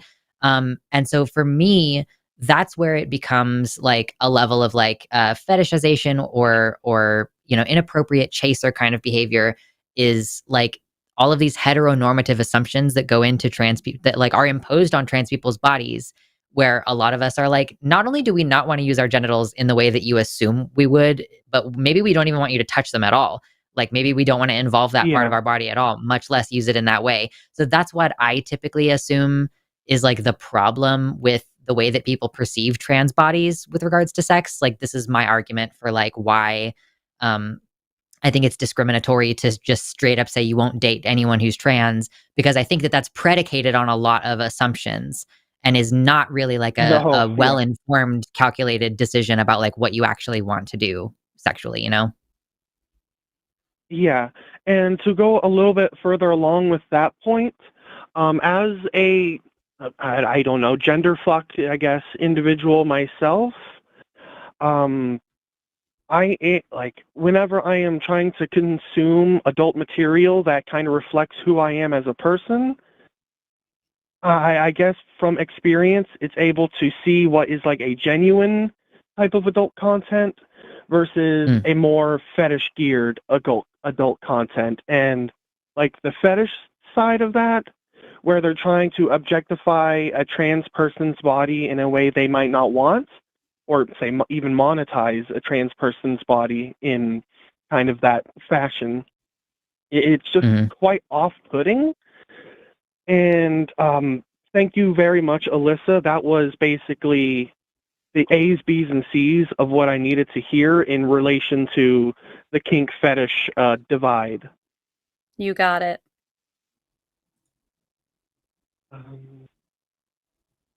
Awesome. I don't think I really have too much else. It could just be the nerves hitting, but you guys have been wonderful. I hope this was at least a bit of a small palate cleanser from Andrew. And I am with you, Alyssa. Sometimes we just need to spit the vomit out of our mouth, brush our teeth, keep smiling, and keep having that conversation. Yeah. That's a great way to put it. I love it. Oh, you're awesome, Tulip. Okay, well, call back anytime if you ever think of any other questions that you do have. But this was a very lovely, like, calm palate cleanser, and I'm very happy you called. Oh! I remembered the last thing for what Lux was saying in relation to I forget what it said, but I just want to say, like, the term. Have the two of you heard the term super straight before? Yeah. No, what is that? Yeah. It's like transphobic. Okay. It's transphobic? Yeah, I mean, it's super What does it straight. It's like absolutely. I would never have sex with a transgender. It's like, it's Okay. usually fucking men who are like, I would never have sex with a transgender woman. I'm super straight. Like, I don't know. It's stupid. Right. Yeah. I Okay. recently ran into a creator who is a furry of all things, say that they're super straight, and it was just like, okay, so you're not queer, that's fine, no biggie. But saying that you're just swearing off trans people to begin with, that's a huge red flag. Disowned from the I furry understand community. genital preferences. I understand that, but at the same time, being it's just like a huge red flag and quite of an ick to me. Agree. Yeah, I agree. I mean, it's all that same, like, homophobia, transphobia. Imagine being so scared. Like, the biggest boogeyman in your life is that, like, someone might think that you're attracted to something other than cisgendered women. Like, for a group of people who claims to be so tough and strong, that's a really stupid thing to be scared of. Yeah, like they're really worried about the wrong 1%. It really is the billionaires who are quite the big problem. Always the wrong 1%. Yeah. Jeez. Well, fuck the super straights. You know what? They are having way less fun than everyone else. That's They're probably missing true. out. Yeah, like I told my friends when I came out as bi, there ain't nothing wrong with a little wiggle, baby. Exactly. I love it. I love it. Thank you so much, Tulip. Have a good rest of your night and call back anytime. All right, nighty-night. Bye-bye. Bye. I just have to Okay, say love that her. Gilberto has been malding in chat like basically the entire stream. I think that he got in I've here seen- right when we closed calls, or like, because I don't know why he didn't get in the lines. Yeah, I don't know. Oh, I if think he was would've on had it Calling in It me. Now earlier. Okay, I don't know if I would have had it in me for Gilberto and Andrew call in one night. I don't think I could ever. Truly. I don't know. I'd really have Not to unless be you like. agree to not do the Joker laugh, Gilberto. If you ever want on a show, whether I'm producing, if I have to listen to your fucking voice, whether I'm producing or hosting, Oh you my have got God. to cut the Joker laugh. That was so fucking annoying. And we can tell that you were doing it like it was fake. We could tell that you were Oh fake my God. laughing the whole time like the Joker. It was so cringe. That is Embarrassing. Cringe. That's cringe. Lame. All right, let's take one more call and then we're going to get to super chats. So if you want to get your super chats in, do them now, $5 or more, and we will read them. Okay, we're pulling in our last call and I want to check on pronunciation. Hi. Can you hear us okay? Hello. Hi. Yeah, loud How and do we clear. pronounce your name? Juanace. Juanace. Okay. Hello? Hi, Juanace. Yeah. There's a little bit of a delay. Yeah, there's a little Oh, is delay. there? And we can kind of hear ourselves. Yeah, can you take us off the speaker? I had you in my headphones, but I don't know why. Oh, okay. Oh, weird. That was weird. Okay. Okay, what did you want to talk about today? Oh, well, given your status as a relationship expert and whatnot, I feel like I have a growing take that is probably going to be really unpopular. I would love to hear your thoughts on it, but from what I can observe, I want to hear it, especially because do you know that? Okay, actually, no, I don't want to spoil what your topic is. You share it first. What? Okay. Sorry. Okay. Anyway, I think that largely the new wave of reality TV dating shows are a net positive for particularly young adult relationships and informing those dynamics. Interesting. Okay, I thought you were going to say that they were negative, and the reason why I got excited because I don't know if you know, I've been on a reality TV show before. It wasn't a dating show, but I've been on a reality TV show before. Yeah, I was on a show. It's really like more of a it was more of a game show. It's called The Circle, and it's on Netflix. I was on season 4. Oh, I've heard of that. Yeah, it was really fun. And so then, like, as a result, I've met a bunch of people who've done dating shows also, like a couple of people from like Love Island and like that kind of stuff. So now I No feel like I have fucking like way. Excuse me. insider That's knowledge the of one. yeah, like that's the Like one. And you Love know them Island is personally, or crazy. like you've met them? Yeah, like Kaylor, Liv, Rob, and Connor specifically are like, I wouldn't say like friends, but friendly. Really? Those are, I mean, yeah, those are like big names. I mean, it's to the point now where it's like a degree of celebrity for sure, right? I mean, Totally. that's kind of. Going anywhere with them is crazy. Crazy. Oh shit! Especially So you go places right with them. after. Wow. Oh yeah, girl. Okay. I had my New Year's last year with Rob, and was Olivia there? And Liv and Kaylor, all three of them. We were at New Year's together.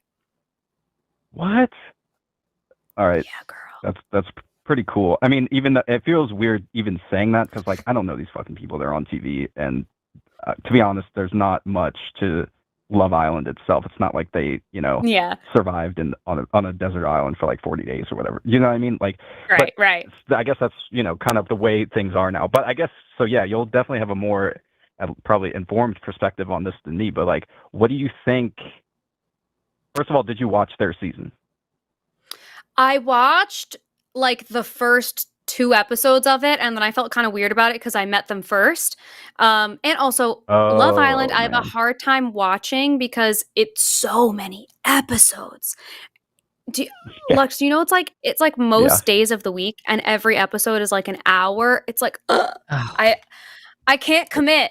But huge commitment. Yeah, it's a huge commitment for sure. Yeah. So I didn't really watch a ton of it, but like I understand generally what it's about. I thought you were going to say that reality shows were a negative. I'm curious why you feel like they are positive to the dating world. Well, nothing is ever like completely absolute black and white. Like the negatives to me are obvious.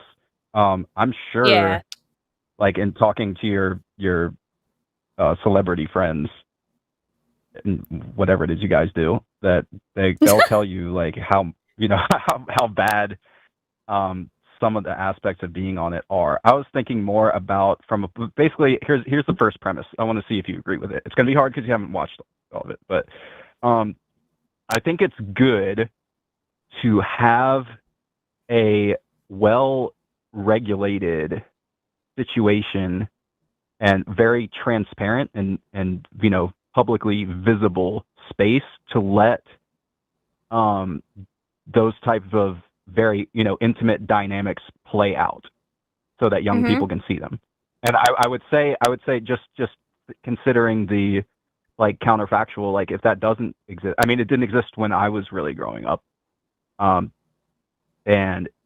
even in decades prior, like maybe like in the 90s or something, perhaps all that young adults might have had to go off of was just like what they heard in their school or in their hometown or something like that, where you can't really trust anything. And as a result, I mean, speaking as a man, a boy, whatever, like people exaggerate. I don't know if you've ever known this to be the case, but men exaggerate about their experiences.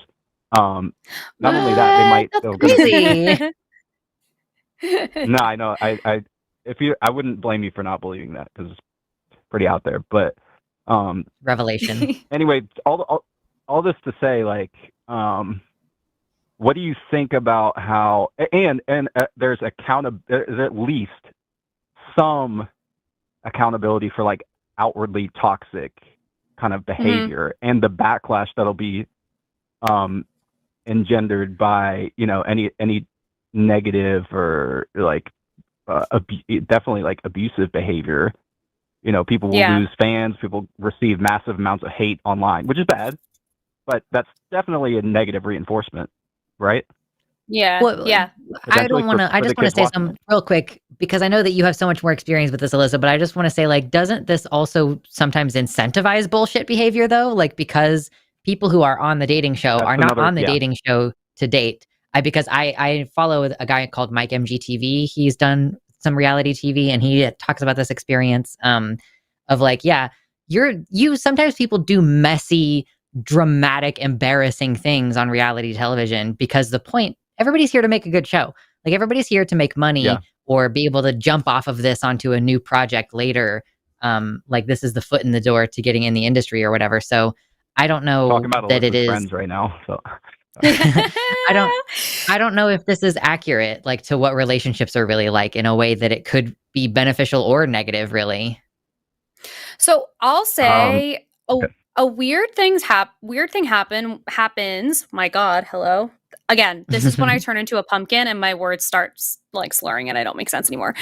A weird thing happens when you're doing shows like that, because obviously, like, you're aware that you're filming a TV show, but when you're in it every single day for days and days and days, and you're being filmed every moment of every day, you'd be surprised how quickly you end up being yourself. And even if you went in there with the plan of like, I'm going to be the villain, I want to get famous, I'm going to do whatever I can, it doesn't end up really manifesting that way, which is why there are producers. Like, that's why there are producers who are going to push buttons and, push people together and give you ideas and whatever. So, like, I think some of it is like, there definitely are people who are able to be in there and stay in the game the whole time. Like, I think there's Francesca Farrago did a season of a show. What the hell was it called? It was Not Too Hot to Handle. She did another one. It was Perfect Match. And she went on that show and I think she knew, like, she went in there to be the villain, but she'd already done one reality TV show. So I think she already knew, like, what she was dealing with. And I think she kind of had, like, a sense of, like, what was going to happen there. And she played the game. But for a show like Love Island, especially, because you're, like, very separated from everyone. Like, they're in Fiji. They are far from everyone. They have no contact with anyone really in the outside world. And they're there for a long time. And the show is airing in real time. So it's a different thing when you film something and you're able to be home. Because my experience was, we filmed the show. It came out 8 months later. I was at home watching it with everyone else. So when things started to come up, sorry, and people were confused about my tone or whatever it was, I could in real time respond. And it's almost like you have control over the narrative that you have. For a show like Love Island, it is the wild fucking West. You have no idea what's being put out.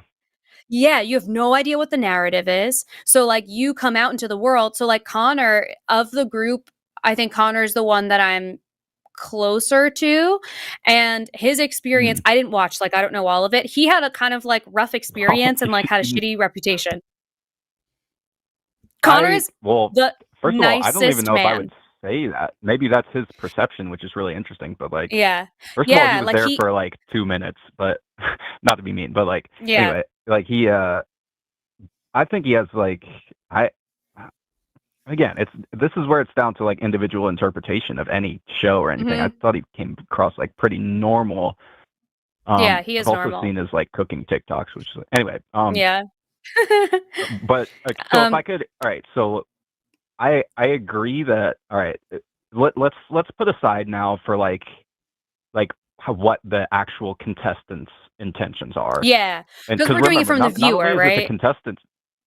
Yeah, I'm thinking about from the perception of a viewer. Also, you have to, like, even, like, despite what their intentions might be, that's a really good point. I've heard that exact same sentiment expressed about Love Island specifically, where it's like, man, if you come in expecting to act your way through it, I don't know who can keep up a character that long for that, with that much scrutiny, like, and that isolated.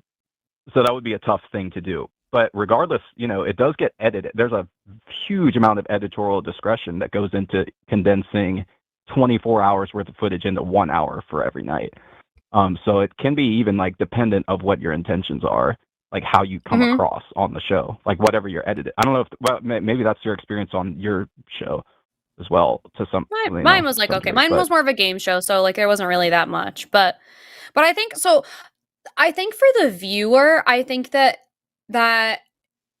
you're right in that it's nice to see people have actual conversations about, like, complex relationship issues, especially for shows like Love Island, where people are, like, actively competing for a person with other people there who might also be interested in that person. So like you're having a conversation like, well, I really thought that we had a connection and now I don't really feel like we do. And you're that level of transparency is like, I think is great.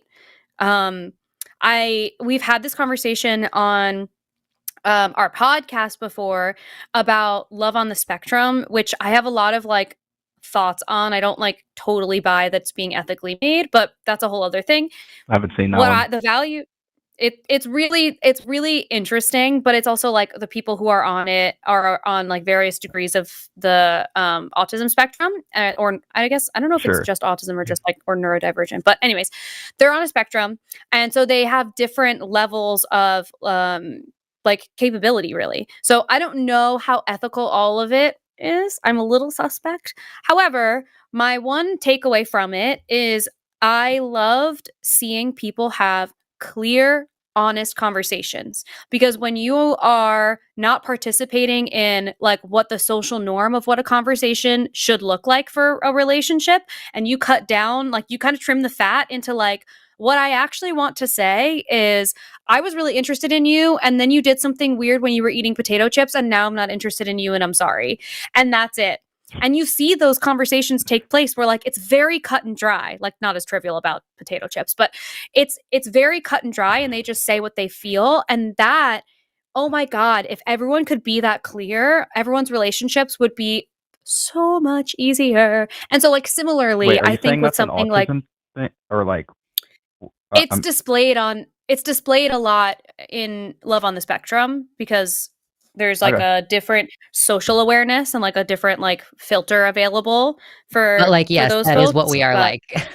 Like I feel Yeah. so much relief when I'm able to like just directly tell someone something rather than being like, ooh, how do I package this in a way that this neurotypical person is going to understand that they're not gonna try to pick apart my words. Like if I'm in a relationship, which like Love on the Spectrum would be that environment where I would just be so much more comfortable to just be like, even things that I enjoy about the other person, like not to mention things that I dislike, just being like more straightforward is, and I think that it is just the way that autistic people communicate with one another. It's how I wish we could communicate all the time, but neurotypical people think it's really aggressive.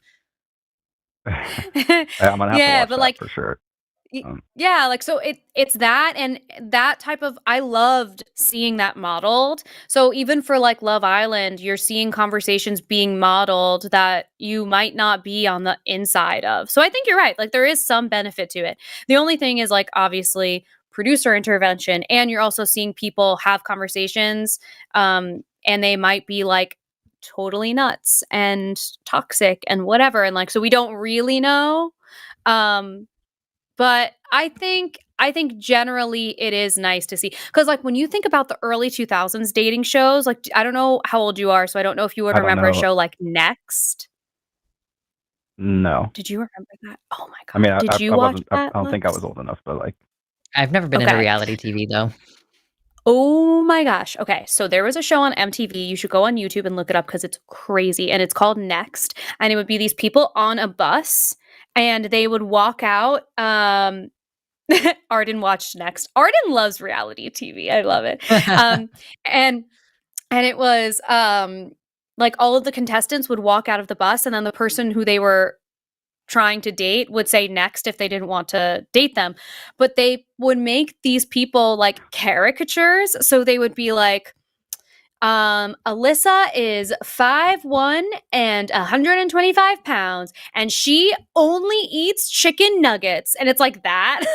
So it was like so compared to what dating shows are now, like even for arguments sake, like The Bachelor, The Bachelorette, like you see people having conversations that are, I know, but you see them having conversations that are like very intimate, like sort of in stark contrast to the way that like Andrew is viewing relationships. You're seeing men specifically having really vulnerable, open conversations with these people, you know, whether it's an act or it's not, but it's like, that's and the Bachelor is another thing too. Like that show. I should have made a carve out for a Bachelor because I don't think that's beneficial at all.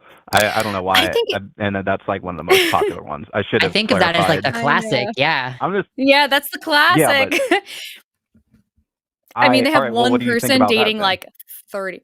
They have one person dating 30 people. And I would love to be the also center of attention. Right, but what's your honest thoughts about how the viewers of that would come away from that show, and is that a positive thing to is that a positive depiction more often than not, do you think?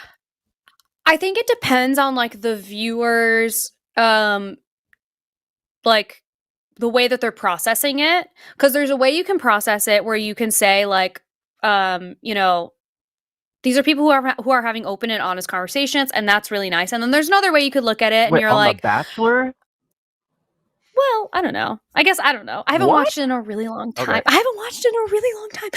Okay, but I'll tell you, here's the thing. My one thing with The Bachelor and The Bachelorette is, listen, Grant we are all Ellis? simple. Like, what? We are all simple humans.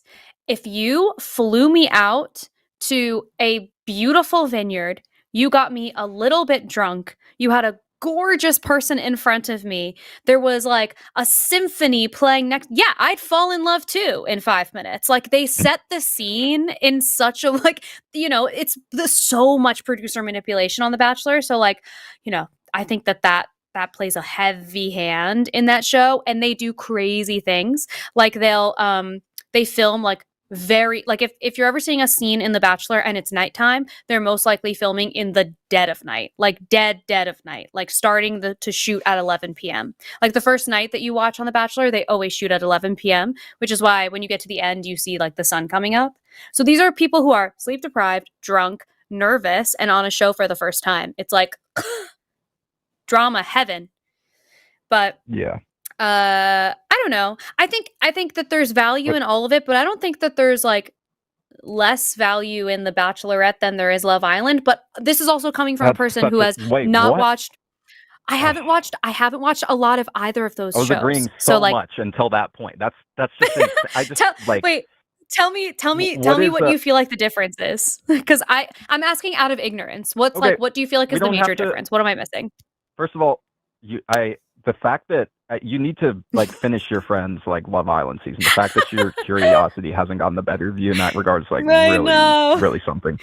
But I think you'll see more like for what it is. Like, I mean, where to even begin? Like these people, like submit like an audition tape after they, you know, like get some info about who the Bachelor or Bachelorette is going to be, and then they're all going to compete. Mm-hmm. It seems so much less authentic than so just think about the proposition of the show, right?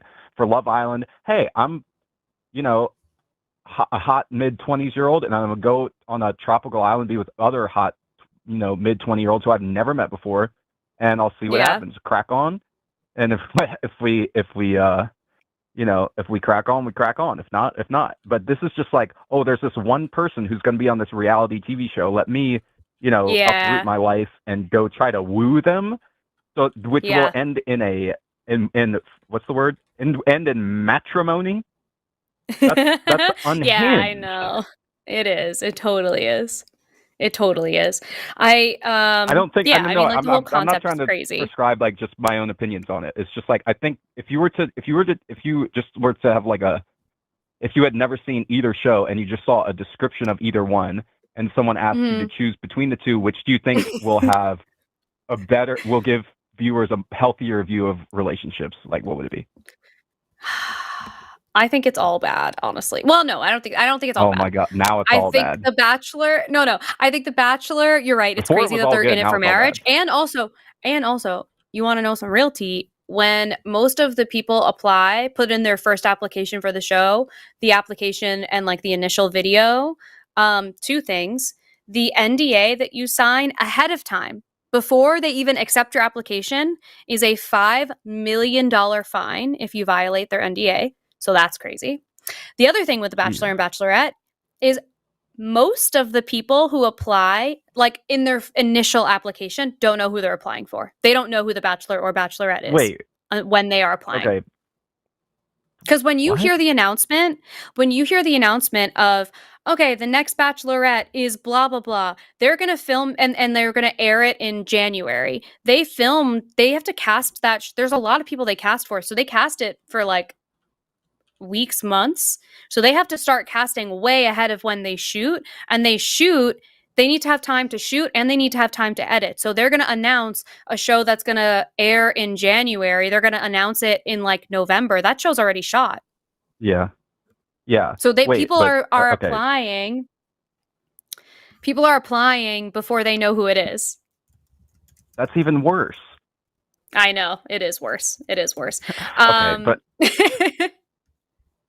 But okay, so the chat is like, these two are on FaceTime basically. So I will give my final thoughts and then we'll move on to super chats. So because we're running a little late on the show anyway, but I think there is space for people to see positive conversations for sure. And it's also like, you know, producer intervention is always going to give me like a little bit of skepticism in it. Producer intervention could yield good outcomes for the population, though. No, if they make it a bit more healthy, it's be like, hey, we'll cut out this argument here and here. What producer is ever trying to make their show healthy and educational? Morality into a system that is primarily made to like make money, you know, if there were no profit incentive to give drama, then possibly like, or if we as a society decided to like incentivize good moral representations in television or something. I don't know. That sounds like a creepy Christian thing, though. I don't think it's that far off. I feel like there's probably, you know, further steps like producers, these people could take that they choose not to for some kind of like ethical reasons. No, I mean it might be like pretty fast and loose, but. Well, I mean, like we've seen people get like removed from. I can't remember. You would know that the girl who got removed from the last season of Love Island. Yeah. Some stuff came up. I don't know if it was like racist or what, but they removed her like overnight. She was just gone. Like old social media posts. Yeah, exactly. Yeah, which was and that's someone that they could have kept them. on, and viewership probably would have increased, right? I mean, that's a controversial ass person to have on. Yeah, that was really cool of them. So I don't know. I think it really could go either way. I think generally you're right. Like it is nice to see people have vulnerable conversations, especially when they're complex and nuanced, like they would have to be for something like Love Island. Because it's just like a lot going on. Is it a net positive versus or net benefit if you just like had to say either way? Let's say on Love Island.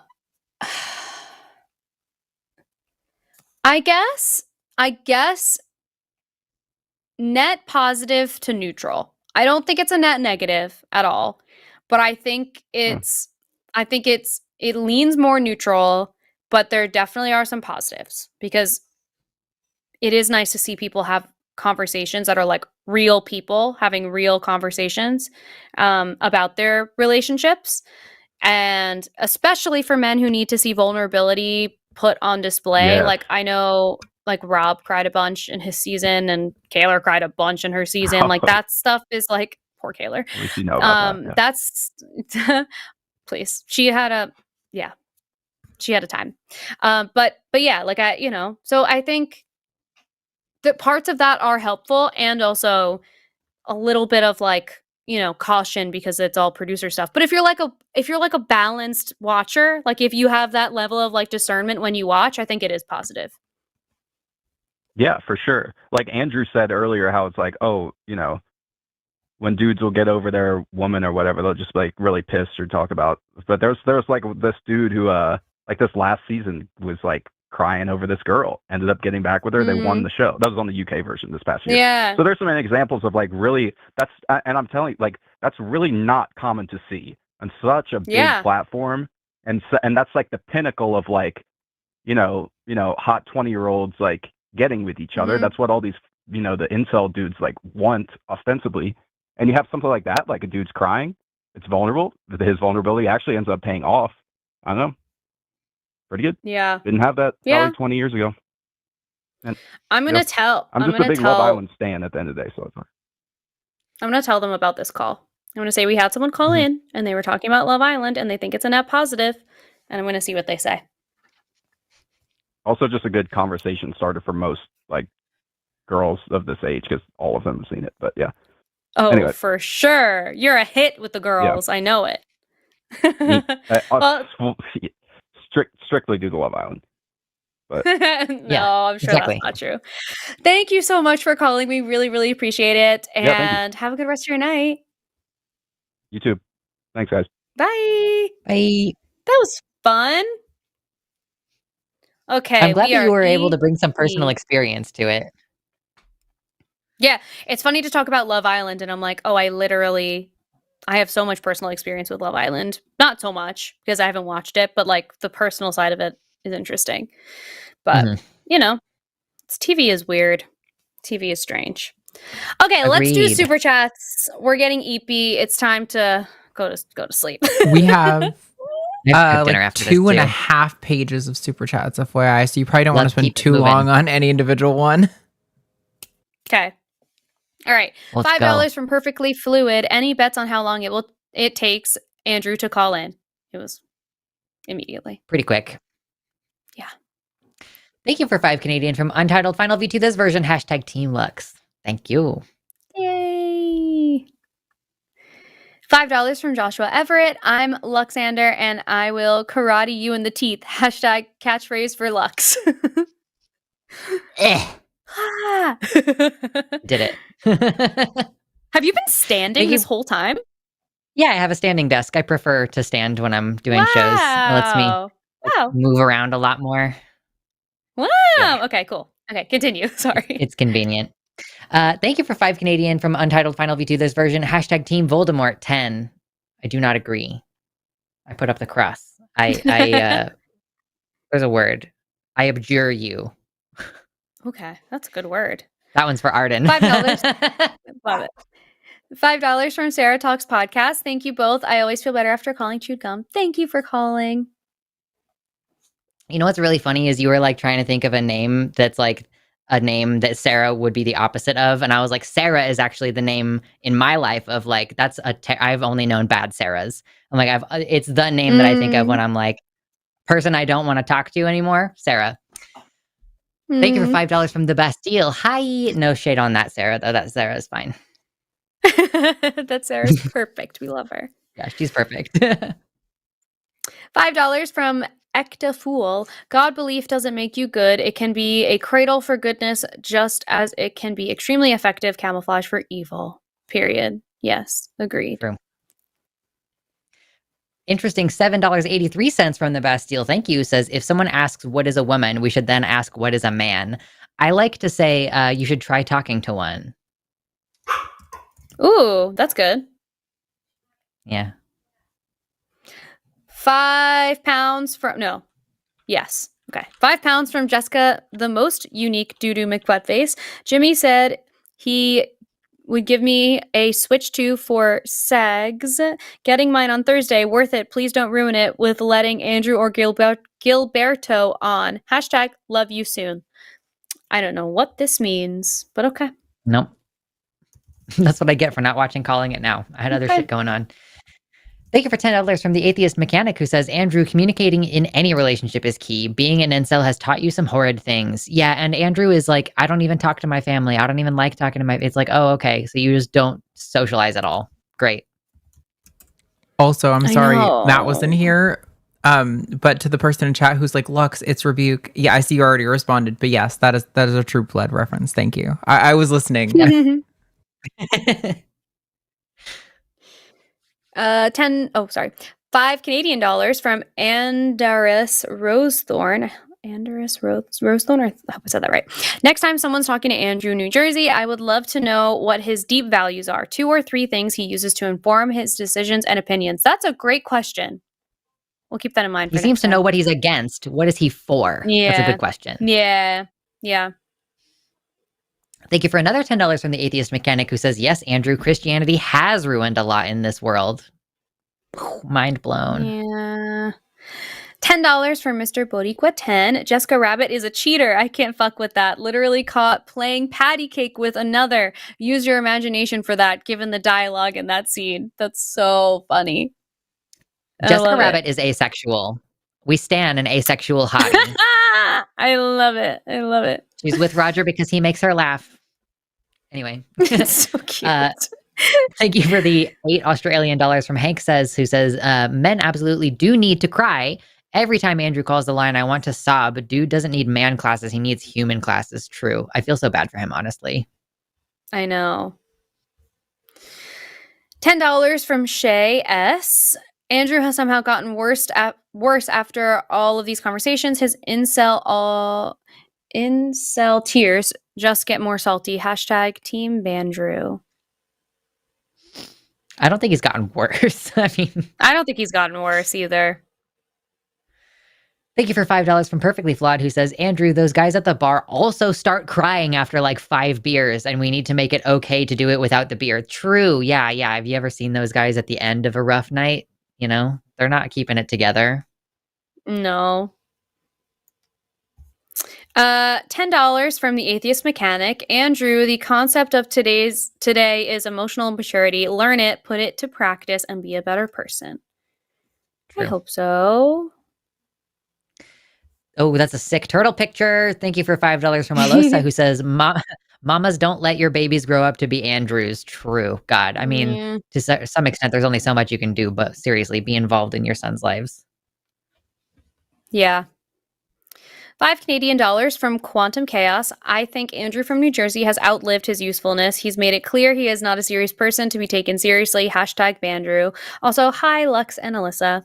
I know a lot of these came before my reprimanding the chat. So, yeah. So I will hold my comments. Thank you for another $10 from the Atheist Mechanic, who says, chat, we should be careful so we don't end up getting attacked by the LGBT mobs. True. I will. Right. I'll get you. I got my fan, and I'm going to whap you with it. It's whapping time.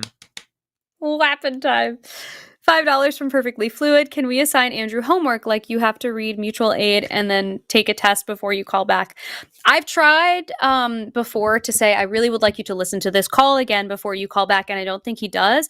But if maybe we have that be like the gateway to having the rest of the call. Like, I'm going to give you something to look at or listen to or read or whatever. Make it very simple, very brief, and just have him, explore something. And we'll give you a pop quiz when you call back. If you answer the pop quiz question right, we'll continue with the call. Maybe that's a good tactic. It's like after this long of taking his calls, we're going to start assigning him homework, and the's going to be a test and everything. Yeah. Yeah. I love how many ways there is to read this username, because I've never thought of Perfectly Fluid, but after Alyssa said it, I'm like, oh yeah, no, that totally makes sense. I can see Perfect Fluid there.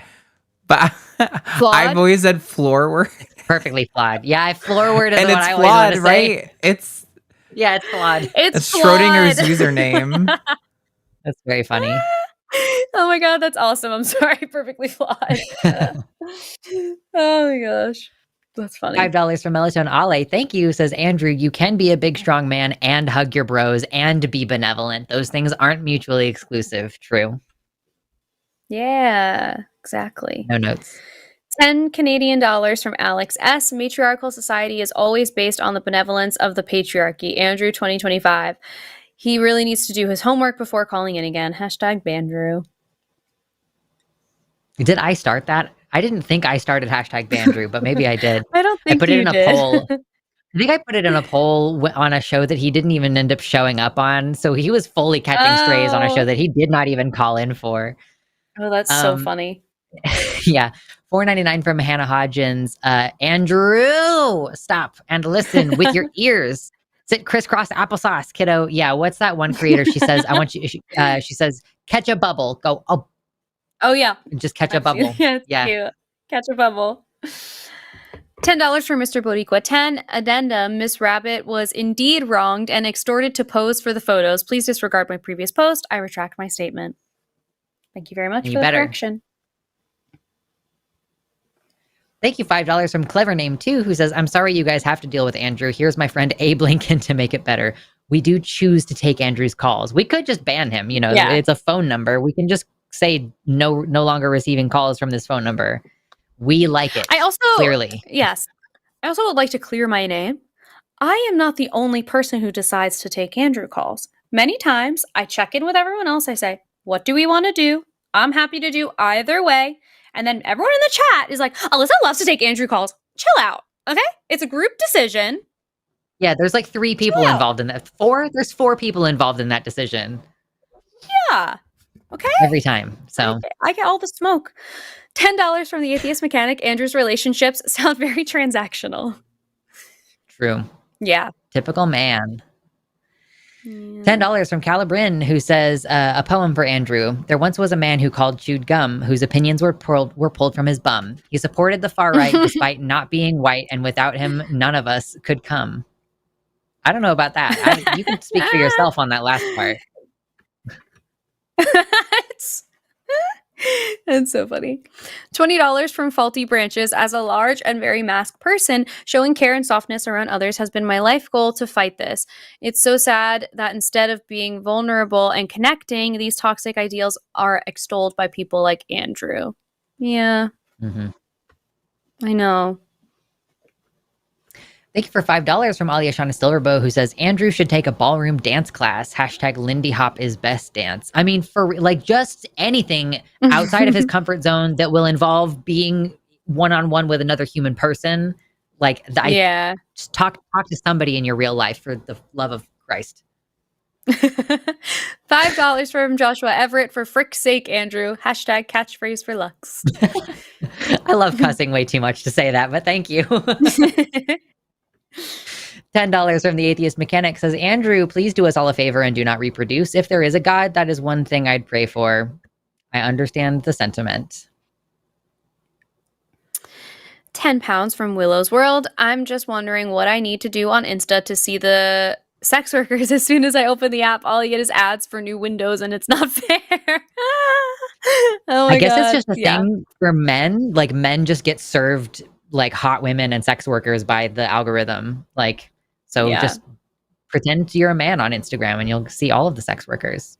Matt and Jimmy made similar like things about that, or their Discover page, their For You page before. And I was like, bro, if you open my For You page, all it is like reptiles and like drawings of anime characters. So that's definitely you're clicking on some shit to make that happen. Okay. My boyfriend too said that like he like when he goes to his explore page, it's like girls with big boobs, and I'm like, okay, well, my I never could go never. there. So now I'm curious. Well, I do, and it's legitimately like girls doing their hair, girls doing their makeup. It's like the girliest shit ever. Yeah, it's definitely not. It's definitely not that interesting. Is it just like the search page? Is that where are people saying like they're discovered? The little like the search magnifying glass. I see. I was like, I never go here. So now I'm like, oh, look at that. It's ADHD, teaching men how to be friends, some shoes. Yeah, I'm not seeing any hot titties. Oh, there's a cool tattoo that it has there's side boob, but mostly she's just showing off a really cool tattoo. Ooh, girl. That's cute. All right. Ooh. Love it. Anyway, I would love to get an under boob tattoo. I don't know what of, but it just seemed, and I'm sure it would hurt so bad, but I would kind of love to get one. Yeah. I love an under boob tattoo. They're so pretty. The design though feels like it'd be a little tricky to figure out, but yeah, you have to get it right. I don't know if this is for sure. I don't know if this is me or you. I'll read it. $10 from Michael Tony, who says, give Andrew something to read or watch that might combat his confirmation bias. Tell him to read it before calling again. Hold him to account. He's just going off and confirming his bias between calls. Yeah, you're right. We need to give him homework. Yeah. Consensus. Yeah, we'll think about what that could be. $5 from Perfectly Flawed. Might not be popular with the chat, but I definitely feel like the Andrew calls do seem to be making some progress with him. Not a lot, but some. I agree. Agreed. Thank you for $5 from Clever Name 2, who says, even if people don't like Andrew, look at all these super chats he's generating. That's true. The more you complain. Right. Don't ask us again why we take those calls. 5 is that euros? Euro? Okay. €5 from Hoscore. I just love to be talked into sleep with you guys. Oh, you're not boring. It's just 3 a.m. around here. Oh, that's sweet. Sorry for when we yell. Yeah. Just start screaming, secret tunnel! Thank you for another $5 from Michael Tony, who says, I don't hate Andrew. I hate the people that misled him. I believe anyone can be a better person. Tate-type creators are an obstacle to that. Surely, yes. That's the problem, is fighting against this cultural deluge of bullshit. Yeah. $5 from Tyson. Alyssa is not making excuses for him. She is making observations. One observes a source to understand how to help redirect their flow of hate. Yeah. True. Yes. $9.99 from Hannah Hodgins says, I don't know the real reason why Andrew calls in. It could be all types of reasons. I hope he learns. He did claim recently that trans people beat up preachers, LOL. I hope he can get better. It's up to him to listen. Yeah, he does regurgitate a lot of falsehoods. Yeah. It's crazy. It's just crazy. Oh. 100. Oh my gosh. 100 Canadian dollars from, I always have such a hard time saying this. Nicasius? Nicasius, maybe? Alyssa just showed some epic humanism in action. This made me cry when I saw it come through. Also, guys, Bonnie is over here. You guys haven't seen Bonnie in forever, so I'm going to grab her while you read the next one. But also, thank you so much. That is so, so kind. Very generous. Thank you for 10 from the Atheist Mechanic, who says, I know my comments were harsh against Andrew, but the frustration does mount when it doesn't seem like he learns from the calls. I do see it both sides because I do want him to be better, but goddamn, I know, I get it too. Oh my God, you have like a scrungly chihuahua. You're muted.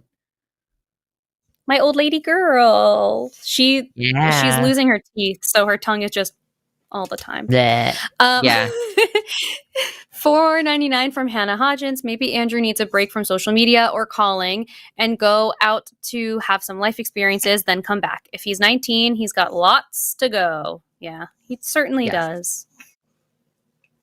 I feel like that's how chihuahuas should look. Like, I feel like chihuahuas, you shouldn't try to make them cute. They need to be scrungly. No. They need to be breathing weird. They need to be like twitching.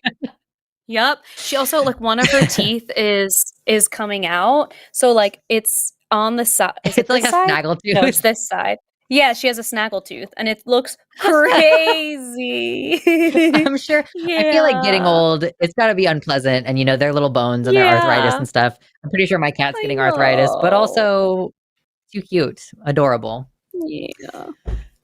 Thank you for the 5 from Jessica, the most unique doo-doo McButtface, who says, Alyssa, I've been very vocal about Andrew. I hate him so much, but what you just said is 100% correct. So this is my apology. I can be better like you. Listen, you got to be patient with people sometimes. Thank you. That's nice. $20 from the Fuzzy Logic. Here, Alyssa. What is the show for, if not to have difficult conversations with challenging people? Your optimism and Lux's too is super refreshing, and I'm here for it. Thank you. Thank you so much. I appreciate it. I also just like yelling at people. You think that I got this job because I don't like yelling at people? Yeah, right. Thank you for $5 from Ashley Ray. Alyssa, like you, I am shook by Keith and Nicole, and I'm super bummed Jimmy wouldn't discuss. I need more of your thoughts. Love you both. Okay, so Jimmy wouldn't discuss. I know. So Keith Urban and Nicole Kidman are getting divorced. I actually am I'm not that much of a celebrity person, so I don't know, like, I don't have like a lot to add to this. I just really love Nicole Kidman as an actress. I think that she's awesome, crazy and psychotic, and I think that she plays like mean white lady like no other person ever could, and I don't know who's going to replace her one day when she stops acting. Mm-hmm. So those are my thoughts. Thank you for 5. Yeah. I can't even think of anything Nicole Kidman's been in right now. Probably something older. A lot. I'm just the others. Not good on. Oh yeah. What's that one? Oh, Baby Girl was recent. She's been in like so much stuff, and now I can't think of anything. But you're on the spot now. Lots and lots. Yeah, I know. Thank you for $5 from MW Hunk, who says, if I can only talk after 7 p.m. Central on weekdays, is it possible to call before the show and just hope I get picked after 7 p.m. anyway? Love to debate sometime. I mean, sometimes we do longer shows. Like, I mean, we start the Sunday show After Dark at 7 p.m. So if you can call on Sundays, the After Dark show starts right at 7. You could also, if you call in, because I know that person was in here last week, I think also, and maybe in my comments on Instagram, so they've been trying to get through. So if you call in and you put in the notes, please only take my call after 7 p.m. Yeah, we can accommodate. Whatever. Yeah, then we'll, when we're going through the calls, we'll try and do that. $4.99 from Alex Eldridge. # Team Lux. Andrew asking for your name almost floored me laughing like, bro, I've been here this entire time. The fuck?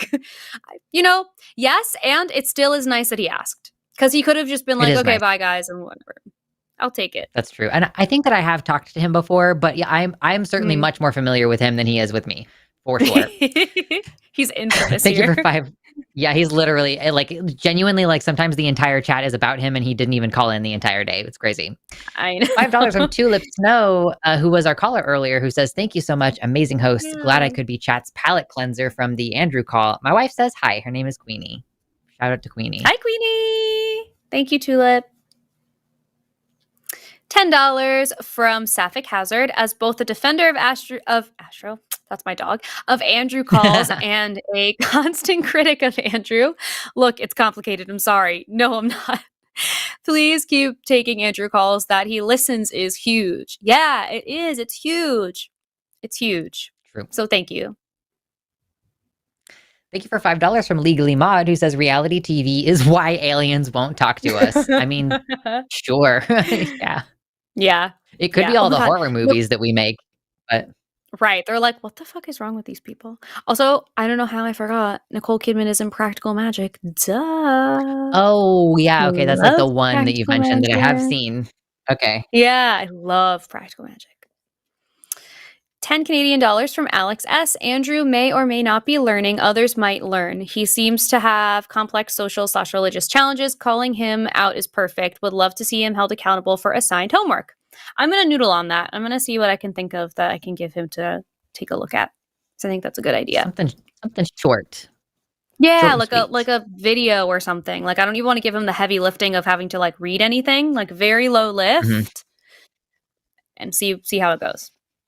Low barrier to entry. See if you'll actually do it. Yeah. $5 from Alyssa Silverbow, who says, what do odd numbers and reality shows have in common? They literally can't even. # reality TV is my guilty pleasure. # love you soon. Nice. Love you soon. Thank you, Alicia. $5 from One-Eyed Heathen. Not a lot to say other than voicing agreement. Patriarchy hurts men too, for sure. The manosphere does not offer evidence-based solutions. They certainly do not. True. They certainly do not. Thank you for $5 from Joshua Everett, who says, I was watching Andrew's first ever call the other day. John, Godless Engineer, was the one who told him to call this show. Oh, wow. Okay, so you guys can all direct your complaints to him. Yeah. All John's fault. Yeah. $5 from Guzman Jones. Marriage is what brings us together today. Marriage, that blessed arrangement, that dream within a dream, and love, true love, will follow you forever. That's a great Princess Bride chunk. I love it. Love it. Great movie. Thank you so much. Oh, what a great way to end. All right.